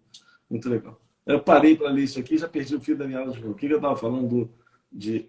Quando você foi para os Estados Unidos estudar arranjo, você Ah, ficou sim. 6 meses lá. Aí eu fui estudar nos Estados Unidos e voltei. Quando eu voltei, tinha acabado de fazer um curso para escrever para orquestra, tudo. Voltei, voltei sem saber se eu ia voltar para a banda do João Bosco. Obviamente, eu já estava fora há 6 meses, né? Aí, pô, eu lembro que eu cheguei o João Bosco entrou em contato comigo e falou: Nelsinho, tem um disco para fazer, aproveitar que você acabou de chegar, eu quero que você seja o arranjador. Então, a confiança, eu já tinha acabado de voltar do curso lá, e fui escrever para orquestra de cordas, para as madeiras, para os, né, os metais e tal. Então, assim, foi muito bacana, a confiança, né? Então, agradeço, cara, também essa recíproca, né? Um cara que eu admiro tanto, um cara que deposita em mim uma confiança de me convidar para ser arranjador e produtor do disco. Eu produzi o disco dele em conjunto com o filho dele, com o Chico Bosco. Foi muito legal. Léo Ferreira está dizendo que eu sou inspiração. Obrigado, cara. Inspiração de músicos e tal. É isso aí, continuar nesse sonho. É um sonho mesmo, cara. Léo, bicho, é sonho total. É uma delícia. Você sabe, né? Você está nessa aí, está nessa estrada, você sabe qual é. E. Que bacana. Opa, pode falar. Não, eu estava querendo chamar a atenção para o camp, para ficar ligado. Dia 1º de agosto, a gente vai abrir as inscrições públicas do camp. Então, fica ligado que quando a gente abrir, no ano passado, quando a gente abriu, esgotaram-se as vagas no mesmo dia. Então, Onde que acontece? Hein? Acontece onde o camp? O camp acontece no interior de São Paulo, no Hotel Fazenda, em Nazaré Paulista, num hotel chamado Estância Atibainha. E a gente vai fazer o ano que vem no Corpus Christi, de 29 de maio a 2 de junho. Vão ser 5 dias e 4 noites, né? Só fazendo música, levando som. E aí todo mundo toca com todo mundo, eu toco com todo mundo. É uma festa danada, é bom demais. Então, É um privilégio, né? Ter a oportunidade de tocar com o Nelson Faria. Que bacana. E você também morou na Suécia, né? Você ficou um tempo na Suécia também? Fiquei 8 anos na Suécia. 8 anos, olha só. Fiquei de 2010 a 2018 na Suécia. Essa foi também uma coisa interessante, porque com essa coisa dos livros que eu fiz, livros em inglês que foram traduzidos para várias línguas, tal, não sei o quê, várias universidades no mundo usam meus livros atualmente. Em várias universidades que usam livros, principalmente os livros que falam sobre música brasileira, né? E aí tem uma universidade na Suécia, em Örebro, que um dos caras lá, que na verdade é o chefe de departamento de música, mas que é um professor de guitarra lá, ele usava o meu livro direto. E aí, uma vez, eu estava fazendo uma turnê, na Europa com o nosso trio, e esse cara viu minha agenda, né? E entrou em contato comigo e falou: pô, eu estou vendo que você tem um dia livre aí, tal dia, você vai estar em Estocolmo e livre. Você não quer dar um pulinho aqui na nossa universidade, fazer um workshop para os alunos? Eu falei: vou, pô, claro. Aí fui lá, fui sozinho, o Kiko e o Ney ficaram no hotel nesse dia, no dia livre, e eu fui lá para Örebro, né? E aí foi incrível, porque eu cheguei lá, dei esse workshop, chegou no final do workshop, esse cara chegou para mim e falou: Nelson, você tem vontade de morar na Europa? Na época eu tocava com o João Bosco. Eu falei: cara, no momento não, cara, eu tô tocando com o João Bosco, eu viajo o mundo inteiro com o João, a gente está numa fase muito bacana e tal. Ele falou: bicho, no dia que você quiser vir morar na Europa, me avisa que eu vou abrir uma vaga na universidade para você. Ah, vou pensar no assunto. Isso devia ser 2007, mais ou menos. 2007, 2008. Aí eu voltei mais umas 2 vezes nessa universidade, em turnês que eu estava fazendo pela Europa de novo. Eu já avisava: ó, tô indo fazer turnê na Europa, quer um workshop? Ele falou: ah, quero. Você falou: pô, dessa vez eu vou levar o Kiki e o Ney, que é o baixista e o baterista. Claro, tal. Aí começamos a fazer workshop lá todo ano, né? Mais umas 2 vezes fazemos workshop. E aí, quando foi final de 2009, a gente estava numa fase ruim, né, no grupo do João Bosco, no nosso trio, não tava legal. Teve uns problemas internos e tal. E eu falei com a minha mulher: quer saber, cara, eu tô achando que vou dar uma ligada para aquele cara, vou escrever para ele, vou ver se ele aquele papo de vaga na universidade lá tá valendo, né? E meu filho tinha ido estudar, meu filho do meio é engenheiro eletrônico, e ele tinha ido fazer um sanduíche na Universidade de Estocolmo. Eu falei: pô, agora o João está lá em Estocolmo, quem sabe a gente vai para lá. Deixa eu escrever para esse cara. Eu falei, oh, Hans Bofstedt. Eu liguei, escrevi para o Hans, aquele negócio lá que você falou, de abrir uma vaga na universidade para mim, tá de pé aquele negócio, ele respondeu na hora, falou, tá super de pé. Você está pensando em vir? Eu falei, cara, eu estou pensando, mas assim, eu preciso saber quanto é que eu vou ganhar, quanto é que dá para eu ganhar aí, né? E quanto eu gasto para viver, como é que não se tem a mínima ideia como é que é a vida na Suécia. Passou uma semana mais ou menos, ele me fez um relatório, assim, ó, que você vai trabalhar com isso, na universidade você vai fazer isso, você vai ganhar X com esse número de alunos, blá, blá, blá. E você pode morar, inclusive, nessa casa. Ele já anexou a foto de uma casa de 2 andares, linda, home theater, toda mobiliada, incrível. Carro na garagem, tinha um Saab na garagem. Falou, você pode alugar, inclusive, essa casa, porque esse cara está se mudando. Ele vai para a Austrália, vai passar 6 meses na Austrália. Então, se você quiser vir, você já tem um lugar para ficar os primeiros 6 meses. Aí eu falei, opa, então eu estou indo. Aí, pô, me encontrei com o João Bosco, a gente conversou e a gente estava com um problema mesmo na banda. O João falou, pô, estava precisando arejar mesmo, vai ser legal para você, vai ser legal para a banda, vai ser legal para todo mundo. Eu peguei e fui, foi muito legal. Aí fui para lá e aí foi renovando meu contrato, renovando. Acabei ficando 8 anos, de 2010 a 2018. Mas nesse tempo, eu vinha sempre ao Brasil. Né? Eu vinha pelo menos 3 vezes por ano ao Brasil. Eu fiquei... O Brasil tem memória fraca, né? Então, se você sai definitivamente, é o pessoal que te esquece. Eu falei com a minha esposa, não, cara, eu quero manter minha casa aqui, manter minhas coisas aqui, manter alguns trabalhos, fazer algumas coisas, né? E aí eu ficava indo, voltando, fiz um ponte aérea pra caramba, virei cartão platino, tanto viajar de avião. Mas foi uma fase ótima também, que eu escrevi um monte de livro, porque a maior parte dos meus livros eu escrevi no avião, porque são 12 horas de viagem, no mínimo, né? Então, assim, foi muito produtivo em todos os sentidos. E aí você resolveu voltar depois de 8 anos, bateu aquela saudade, como é que foi? Para falar a verdade, eu comecei Sabe quando o ciclo... Porque é o seguinte, quando eu fui para lá, foi muito legal num sentido. Primeiro, eu entrei na universidade, comecei a sentir ali, os alunos queriam estudar jazz, todos eles queriam estudar jazz, eu estava dando aula de guitarra jazz, mas comecei a colocar umas coisas de música brasileira aqui, ali e tal. E aí esse professor, o Hans, falou assim, Nelson, vamos fazer um curso de verão. Tem todo julho, aqui tem curso de verão. A gente, você podia, se quiser, você oferece para fazer um curso de música brasileira. O que você acha? Eu falei, pô, acho muito legal, mas eu não quero fazer sozinho. Eu gostaria de chamar um professor, um percussionista brasileiro, chamei o Rodolfo Cardoso, para fazer a parte de percussão comigo aqui. Porque todos os instrumentos é legal, mas eu preciso de um percussionista para falar de música brasileira. Aí ele falou, vamos fazer, a gente traz o cara. Então eu estava lá, a gente levou o Rodolfo para lá e fizemos o primeiro curso de verão de música brasileira da Suécia, que a gente fez. E aí, cara, veio músico da Europa inteira. O negócio bombou de aluno. Foi incrível, eles fizeram uma divulgação muito bacana.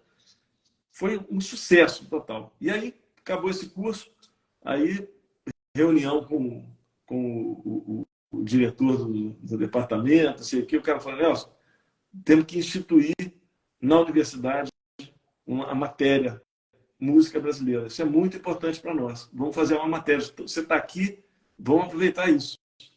Falei, bacana. Aí o cara falou, olha, nós temos contato aqui com uma fundação chamada Fundação Linnaeus Palme, e essa fundação pode patrocinar um intercâmbio, trazer alunos brasileiros para estudar na Europa e levar alunos suecos para estudar no Brasil. Você conhece alguém na universidade no Brasil? Eu falei, pô, conheço um monte de gente.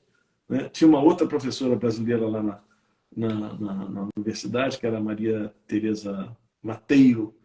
Não era a Madeira, não. A Mateiro é outra, lá do Sul. E aí ela também entrou nesse processo e a gente montou um intercâmbio que durou até 2018, esse intercâmbio. Né? Então, levamos quase uma centena de brasileiros para estudar na Suécia, trouxemos quase uma centena de suecos para estudar no Brasil, fizemos intercâmbios de professores suecos que vieram dar aula aqui, professores brasileiros que foram dar aula lá, foi incrível, foi um movimento incrível que durou de 2011 a 2018. Eu fui para lá em 2010, 2011 a gente começou esse intercâmbio e durou até 2018. Quando acabou o intercâmbio, porque aí teve a questão da guerra na Síria, a Suécia abriu as fronteiras para os imigrantes e tal, e essa fundação Linnaeus Palmer cortou a verba do intercâmbio para poder financiar os refugiados, né? Muito justo, muito bacana, muito justo. E aí, quando acabou essa verba do intercâmbio, os brasileiros foram todos embora e eu fiquei sozinho de novo, fiquei mal acostumado com aquele tanto de brasileiro. Aí toda hora tinha uma feijoada na casa de um, vamos fazer não sei o que, outra. Era uma festa, cheio de brasileiros lá na universidade. Os alunos, até hoje eu encontro com eles, cara. Foi incrível a oportunidade que esses caras tiveram, né? Eles voltavam com dinheiro no bolso, cara, porque eles ganhavam uma verba para poder estudar e não gastavam tudo, porque era uma verba bacana, voltavam ainda com dinheiro legal para chegar aqui e ainda poder fazer uma festinha. E aí, que acontece? Quando acabou o intercâmbio e eu fiquei lá meio sozinho, de novo, igual o primeiro ano, não tinha mais intercâmbio e tal, os meus filhos quiseram voltar para o Brasil. Nesse meio tempo, eles voltaram. Minha filha queria fazer vestibular. Depois, um filho foi morar na Itália. A minha filha com outro filho foram morar na França. Foi meio assim uma fase que a família, cada um estava morando num lugar, o outro voltou para o Brasil. Aí eu comecei a ficar. Minha mulher ficava aqui no Brasil. Assim, no final, o pessoal já estava todo aqui no Brasil e eu lá. Então eu ia, voltava para ficar com eles, aí eu voltava para lá, minha mulher ia, ficava comigo, eu voltava para ficar com eles. Isso começou a me gerar uma ansiedade ruim, que toda vez que eu marcava a minha passagem para ir para a Suécia, eu tinha uma crise de diverticulite, cara. Tive várias. Aí minha mulher falou, Nelson, essa crise sua está muito engraçada, porque você só tem a crise quando você compra a sua passagem. Eu falei, cara, é verdade. Aí minha mulher falou, apesar de tudo, eu estar lá numa condição muito boa, com salário muito bom, invejável, né? Muito bom, mas eu não estava feliz mais. Não estava mais, não estava fazendo. O ciclo tinha fechado. Eu senti que tudo que eu tinha que fazer, a oportunidade que rolou para todos os brasileiros irem estudar lá, para os suecos, foram geradas famílias, filhos desses intercâmbios, né? Suecos que vieram, ficaram no Brasil para sempre, brasileiros que mudaram para lá, se casaram, ficaram para lá. Ou seja, foi esses 8 anos foi uma ebulição, né, de coisas que aconteceram. Mas eu senti que tinha fechado. E a minha esposa é muito parceira, cara. Minha mulher é uma mulher maravilhosa. Assim. Eu devo muito a ela na minha vida como um todo, Andréia. E aí a Andréia falou, Nelson, acho que está na hora da gente parar com isso. Não está fazendo bem para você mais. Chega. Eu falei, cara, mas aqui eu tenho emprego. Então eu falei, cara, para. Vamos, a gente já tinha... Foi muito louco, que eu montei o Fica a Dica Prêmio em 2017, o curso online. Eu falei, você montou esse curso online, agora vamos tocar isso para frente, vamos fazer esse negócio funcionar. Volta. Não fica mais indo para lá, não, para. E eu parei. Parei, vim e já estava tocando esse curso online com meus filhos, né? Os 3 filhos. E aí a gente resolveu encarar. E foi muito bacana, porque, né, é uma relação, tem muito trabalho, mas é uma delícia, né? Eu adoro fazer o que eu faço. Né? Eu continuo tocando, fazendo meus trabalhos, né, como músico, toco agora o meu trabalho sempre, inclusive fazendo uma propagandinha. Tem show esse final de semana aqui no Soberano, vou fazer de guitarra e baixo acústico com Augusto Matoso. O Soberano é um lugar delicioso que tem aqui em Itatiaia, na Serra aqui, na Serra Carioca. E aí, quem gosta de um friozinho, é preparado tomar um vinho, comer um fondue e ouvir um jazz. Vou estar tocando um jazz lá. Quem quiser assistir. Soberano, chama o lugar. Soberano. Aí assim, então fico fazendo meus shows. Acabei de tocar no festival em Brasília, no Mova. Toquei lá no Clube do Choro, participei do PPM. Ou seja, eu estou sempre fazendo minhas coisas e me dedicando ao curso online, fazendo café lá em casa. São as coisas que estão me fazendo feliz no momento. Então é o que eu estou trabalhando. É isso aí. Bacana. Eu queria saber só sobre um café lá em casa, né? Como é que surgiu a ideia? Quantas entrevistas você já fez, Nelson? Como é que surgiu o conceito desse programa? Você que, além de todos esses trabalhos que você faz, né? Como músico nos palcos, nos estúdios, educador, você também é entrevistador, né? Você tem lá o seu programa. Quantas entrevistas você já fez? Umas 280 por aí. Olha só. Como surgiu a ideia de um café lá em casa? Cara, Que é na sua surgiu, casa mesmo, não é isso? na minha casa mesmo. Surgiu muito, de uma forma muito natural, muito sem querer. Na verdade, o que acontece? E quando começou o Café lá em Casa, eu estava morando na Suécia. Não estava morando no Brasil. Olha que loucura. Eu tinha trabalhado com o João Bosco muitos anos, até 2010. Até 2009, 2010 eu me mudei para a Suécia. Voltei em 2018. Fundei o Café lá em Casa, o primeiro programa em 2015. Então o Café lá em Casa nasceu, eu estava morando na Suécia, mas vindo muito ao Brasil. E muito amigo do João Bosco. Continua até hoje, a gente é muito amigo. Inclusive o João Bosco tem um curso no Fica Dica Prêmio, ensinando as músicas dele e tal. Acredito que isso é uma deferência à nossa amizade, né? Porque o João Bosco, né, parar, entrar no estúdio, gravar a aula, ensinando as músicas dele. Eu não tinha visto essa cena antes, né? Foi muito legal. E ele se demonstrou um grande professor ensinando as músicas dele. Genial, as aulas dele são incríveis. Vale a pena entrar lá por uma semana e sair só para ver as aulas do João Bosco. É muito legal. Quem não quiser investir aí os R$ 97. Mas já me perdi de novo. Eu estou ficando velho. Estava falando, me ajuda aí, Marcelo. Um Estava café lá falando em casa. café lá em Como casa. surgiu um café lá em Café lá casa? em casa surgiu o seguinte: o João, desde quando eu trabalhava com ele, que eu fui arranjador, tal, tocava na banda e fui diretor musical e arranjador na banda, desde que eu estava com ele sempre me consultou muito para fazer as coisas. Então, eu morava no Jardim Botânico e ele, o banco dele, pessoa jurídica, é na frente da minha casa. E ele tinha também ali um lugar que ele fazia um pilates e tal. Então, sempre quando ele ia no banco, quando ele ia no pilates, ele me ligava e falava, assim, tá em casa? Pô, vou passar aí para tomar um café. Ele falava exatamente isso. Vou passar aí para tomar um café. Virava, vem tomar um café aqui em casa. Um café lá em casa. Aí Legal. ele subia e a gente, basicamente, o que ele queria? Ele queria. O João Bosco adora tocar, bicho. Eu nunca vi um cara gostar tanto de música igual o João Bosco. Ele toca o dia inteiro, tocando o dia inteiro. Então ele queria basicamente fazer um som, né? Quer ficar fazendo um som, tocando. E eu muitas vezes dava sugestões para ele. Ah, João, olha, isso aqui é legal. Ou às vezes ele chegava lá e chegava, pô, Nelson, essa música aqui, a música dele, eu esqueci esse aqui, acorde que eu toco aqui nesse lugar. Eu falei, deixa eu ouvir o disco, pô, esse aqui, ele, esse mesmo, tal. Já tivemos colaborações bacanas, assim. Música que ele está estudando, fala, pô, estou estudando essa música aqui do Jobim, que legal, tal. E ele sempre passava lá em casa e falava, pô, você está aí, eu vou passar para tomar um café. Numa dessas, ele subiu e falou, Nelson, eu gravei um disco na Alemanha, com uma big band alemã, meus arranjos e minhas composições, um disco que chama Nelson Faria ao vivo em Frankfurt. Então, um disco que eu gravei na Alemanha. Um disco meu. E aí o João falou, pô, eu vi aquele seu disco, cara, tem uma faixa lá, você gravou o Dindi. Eu tinha gravado o Dindi do Jobim. Ele falou, pô, você gravou o Dindi pô, você fez uma modulação ali incrível. Tal.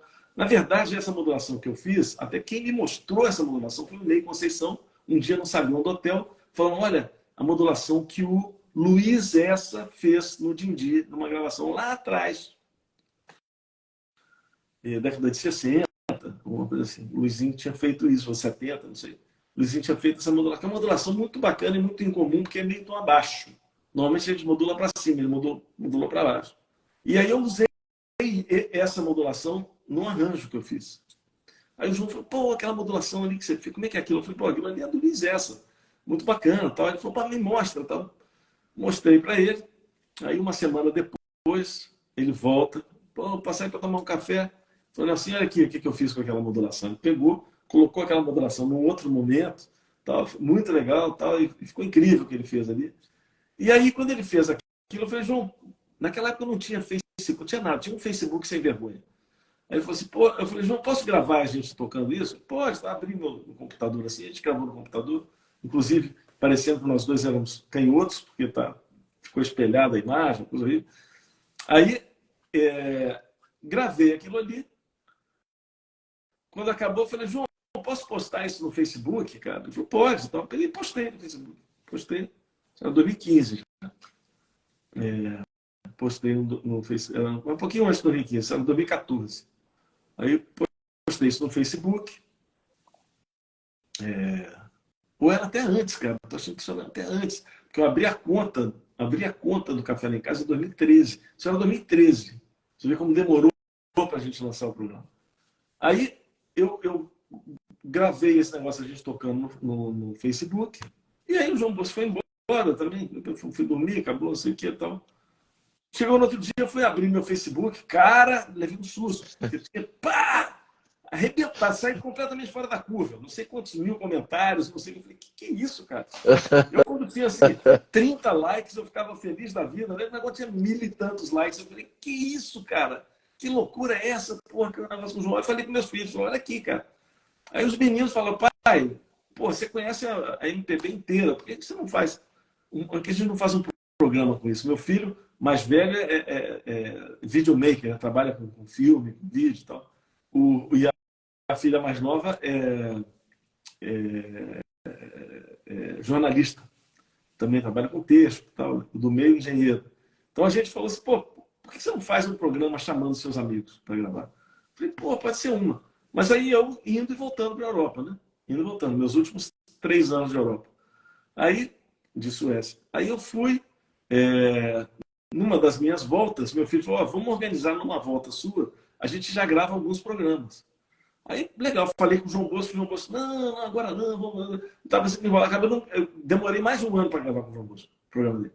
Aí eu gravei com o Ricardo Silveira, que é a primeira pessoa que eu gravei, com o Marcelo Martins, gravei com a Fátima Guedes, foram os primeiros programas que eu gravei. Se você vê esses programas, você vê que a qualidade deles não é tão boa quanto os outros. A qualidade foi melhorando, foi tudo, o som foi melhorando, câmera foi melhorando, foi tudo, a luz foi melhorando.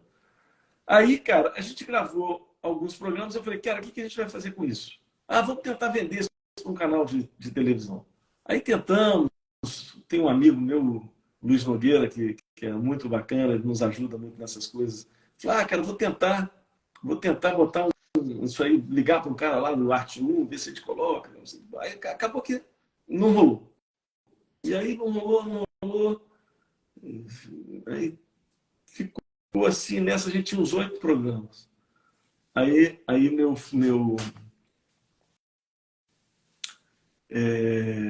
opa, aí, ó. 29 de janeiro de 2013. É isso aí, meu Marcelo? Foi mesmo, 2013, cara. Que loucura. Aí, cara,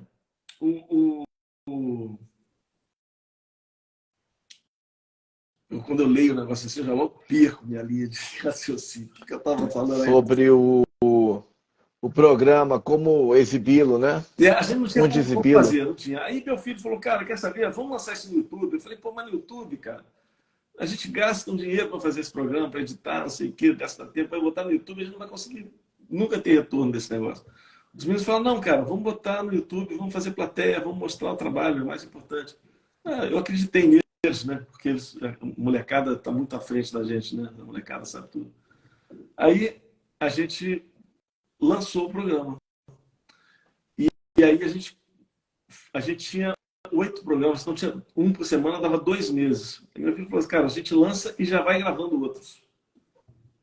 Aí a gente foi gravando. Durante os 2 primeiros anos, a gente lançou um programa por semana, sem parar, ininterruptamente. Os 3 primeiros anos, talvez. 15, 16, 17, até 2018. Foi um programa por semana. Quando eu vinha ao Brasil, a gente marcava assim, 5 dias, e eu gravava 20 programas, 30 programas.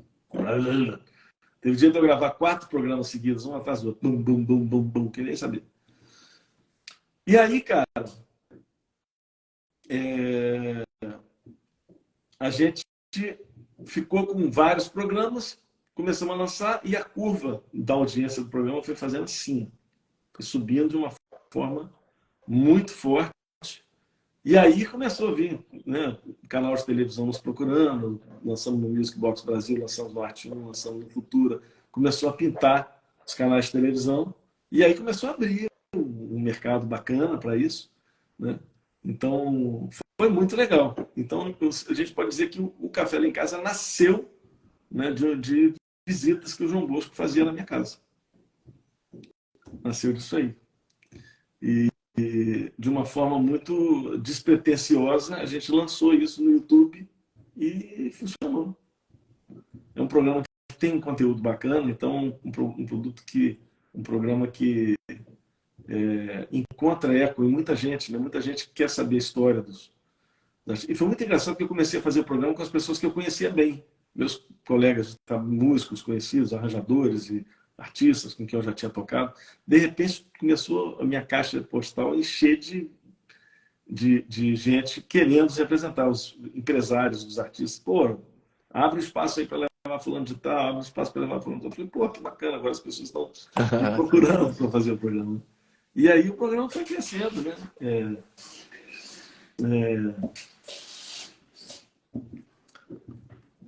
É bem bacana.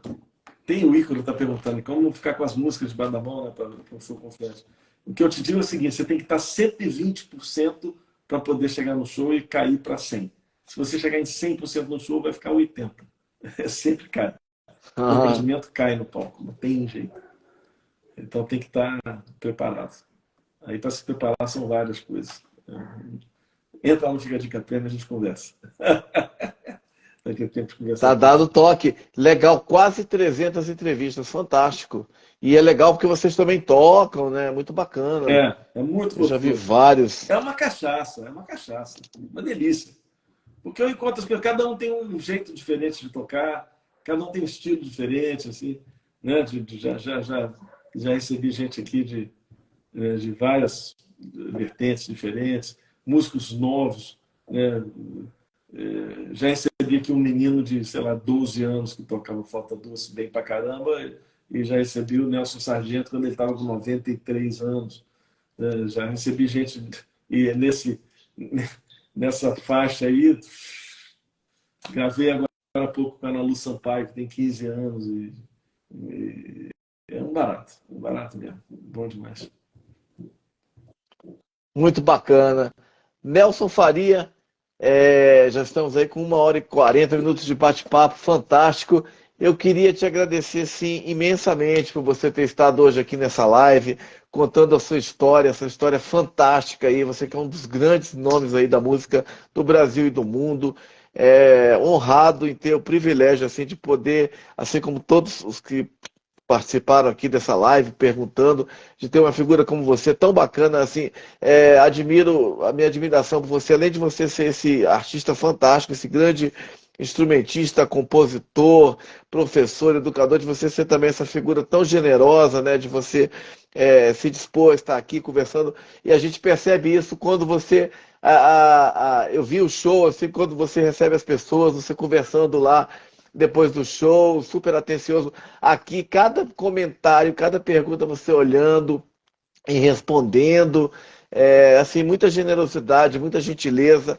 Parabéns aí por essa sua história aí de mais de 50 anos de música e que venham muitos grandes momentos ainda, com certeza virão. Parabéns aí, você falando, aí, além de tudo, apresentador, né, entrevistador, trazendo, compartilhando informações também de outros músicos, né? Essa generosidade que também se traduz na sua didática, no seu trabalho pedagógico, educacional, de você compartilhar o que você sabe, ao contrário, como você falou, de alguns artistas que não gostam muito, né?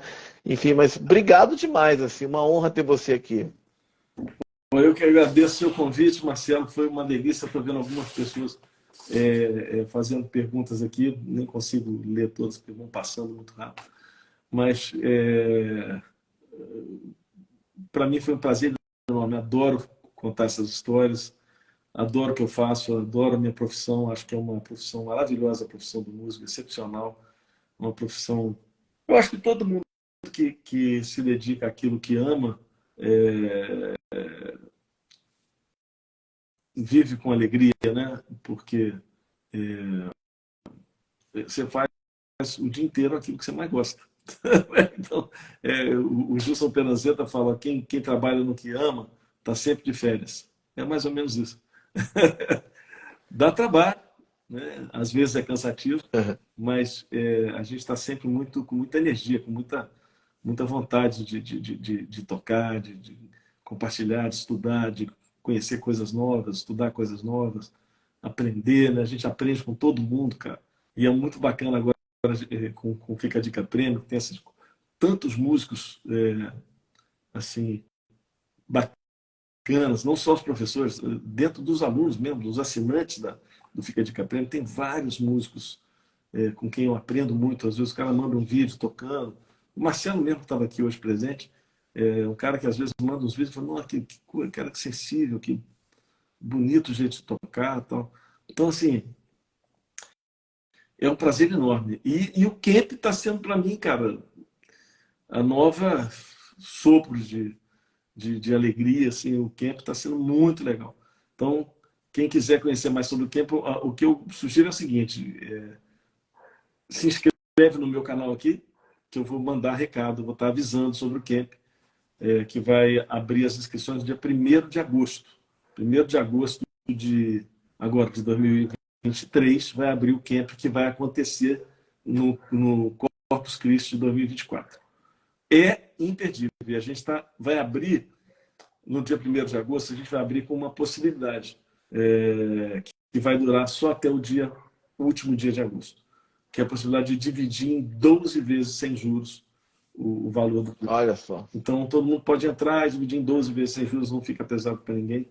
E é isso aí. Então, eu queria só compartilhar isso com todo mundo e queria poder conhecer todo mundo que gosta de música e quer levar um som, conhecer pessoalmente lá no camp, aí em Nazaré Paulista. Então, fica ligado que a gente vai estar lá ano que vem. Obrigado, Marcelo. Foi muito bom estar aqui conversando com você. E tem show também esse fim de semana, né? E tem show esse final de semana, lá no Soberano, né? Que é ali em Itatiaia. Não é Itatiaia, não, cara. Eu falei Itatiaia, é Itaipava. Itaipava. Itaipava, Aqui pertinho, Petrópolis. Serra aqui, do lado de Petrópolis. Itaipava. Olha só. Eu fiquei com esse nome. Quando eu falei, não é Itatiaia, é Itaipava, pô, aqui bem mais perto. Itaipava. Então, assim, quem quiser passar um final de semana gostoso, tomando um vinho, fazendo, né, aquele friozinho gostoso, ouvindo um jazz gostoso, vou estar tocando com meu amigo Augusto Matoso, que é um super baixista, baixo acústico, um cara com quem eu toquei já há muito tempo. Viajei, fiz festival de jazz na Indonésia com ele, fui com ele à ilha de Penang, a gente fez lá um trabalho bacana. Já tocamos em vários lugares juntos. É um cara muito craque. A cerveja lá em Itaipava é uma cerveja especial. O pessoal está falando, é verdade. Cerveja artesanal. É cerveja, Itaipava. Mas, tem o vinho e a cerveja. A casa se chama Soberano, em Itaipava. Então, quem quiser lá para a gente conversar, se encontrar pessoalmente, eu vou estar lá nesse sábado, dia 24. Tá bom? Vai ser muito bom. Fica a dica premium. Eu sei que o Nelson foi super gentil aí de responder várias questões, mas se você tem a oportunidade de fazer esse investimento aí fantástico dessa plataforma, fica a dica premium, como também o Camp, que ele está falando que vai ter essa possibilidade de dividir até 12 vezes. Você que é músico, que quer se aprimorar, ter contato direto com o Nelson e também com outros mestres, né? Não perca essa oportunidade. Obrigado mesmo, Nelson. Obrigado, Marcelo. Muito bacana conversar contigo. Você é um craque, bom demais, um cara que sabe como... Obrigado. Muito legal. Obrigado, uma honra. Queria agradecer a todas as pessoas aí que participaram ao longo dessa live aí, o Marcelo Saavedra, Emanuela, todo mundo que entrou aí e mandou suas perguntas aí, gentilmente respondidas pelo Nelson. Então eu queria te agradecer imensamente, Nelson Faria. Parabéns aí por essa sua história gloriosa, essa trajetória fantástica. Sucesso para você em todos os seus projetos e a gente se vê em breve. Um abraço aí. Obrigado. Um abraço, Marcelo. Tudo de bom. Tchau, tchau. Valeu, até a próxima. Tchau.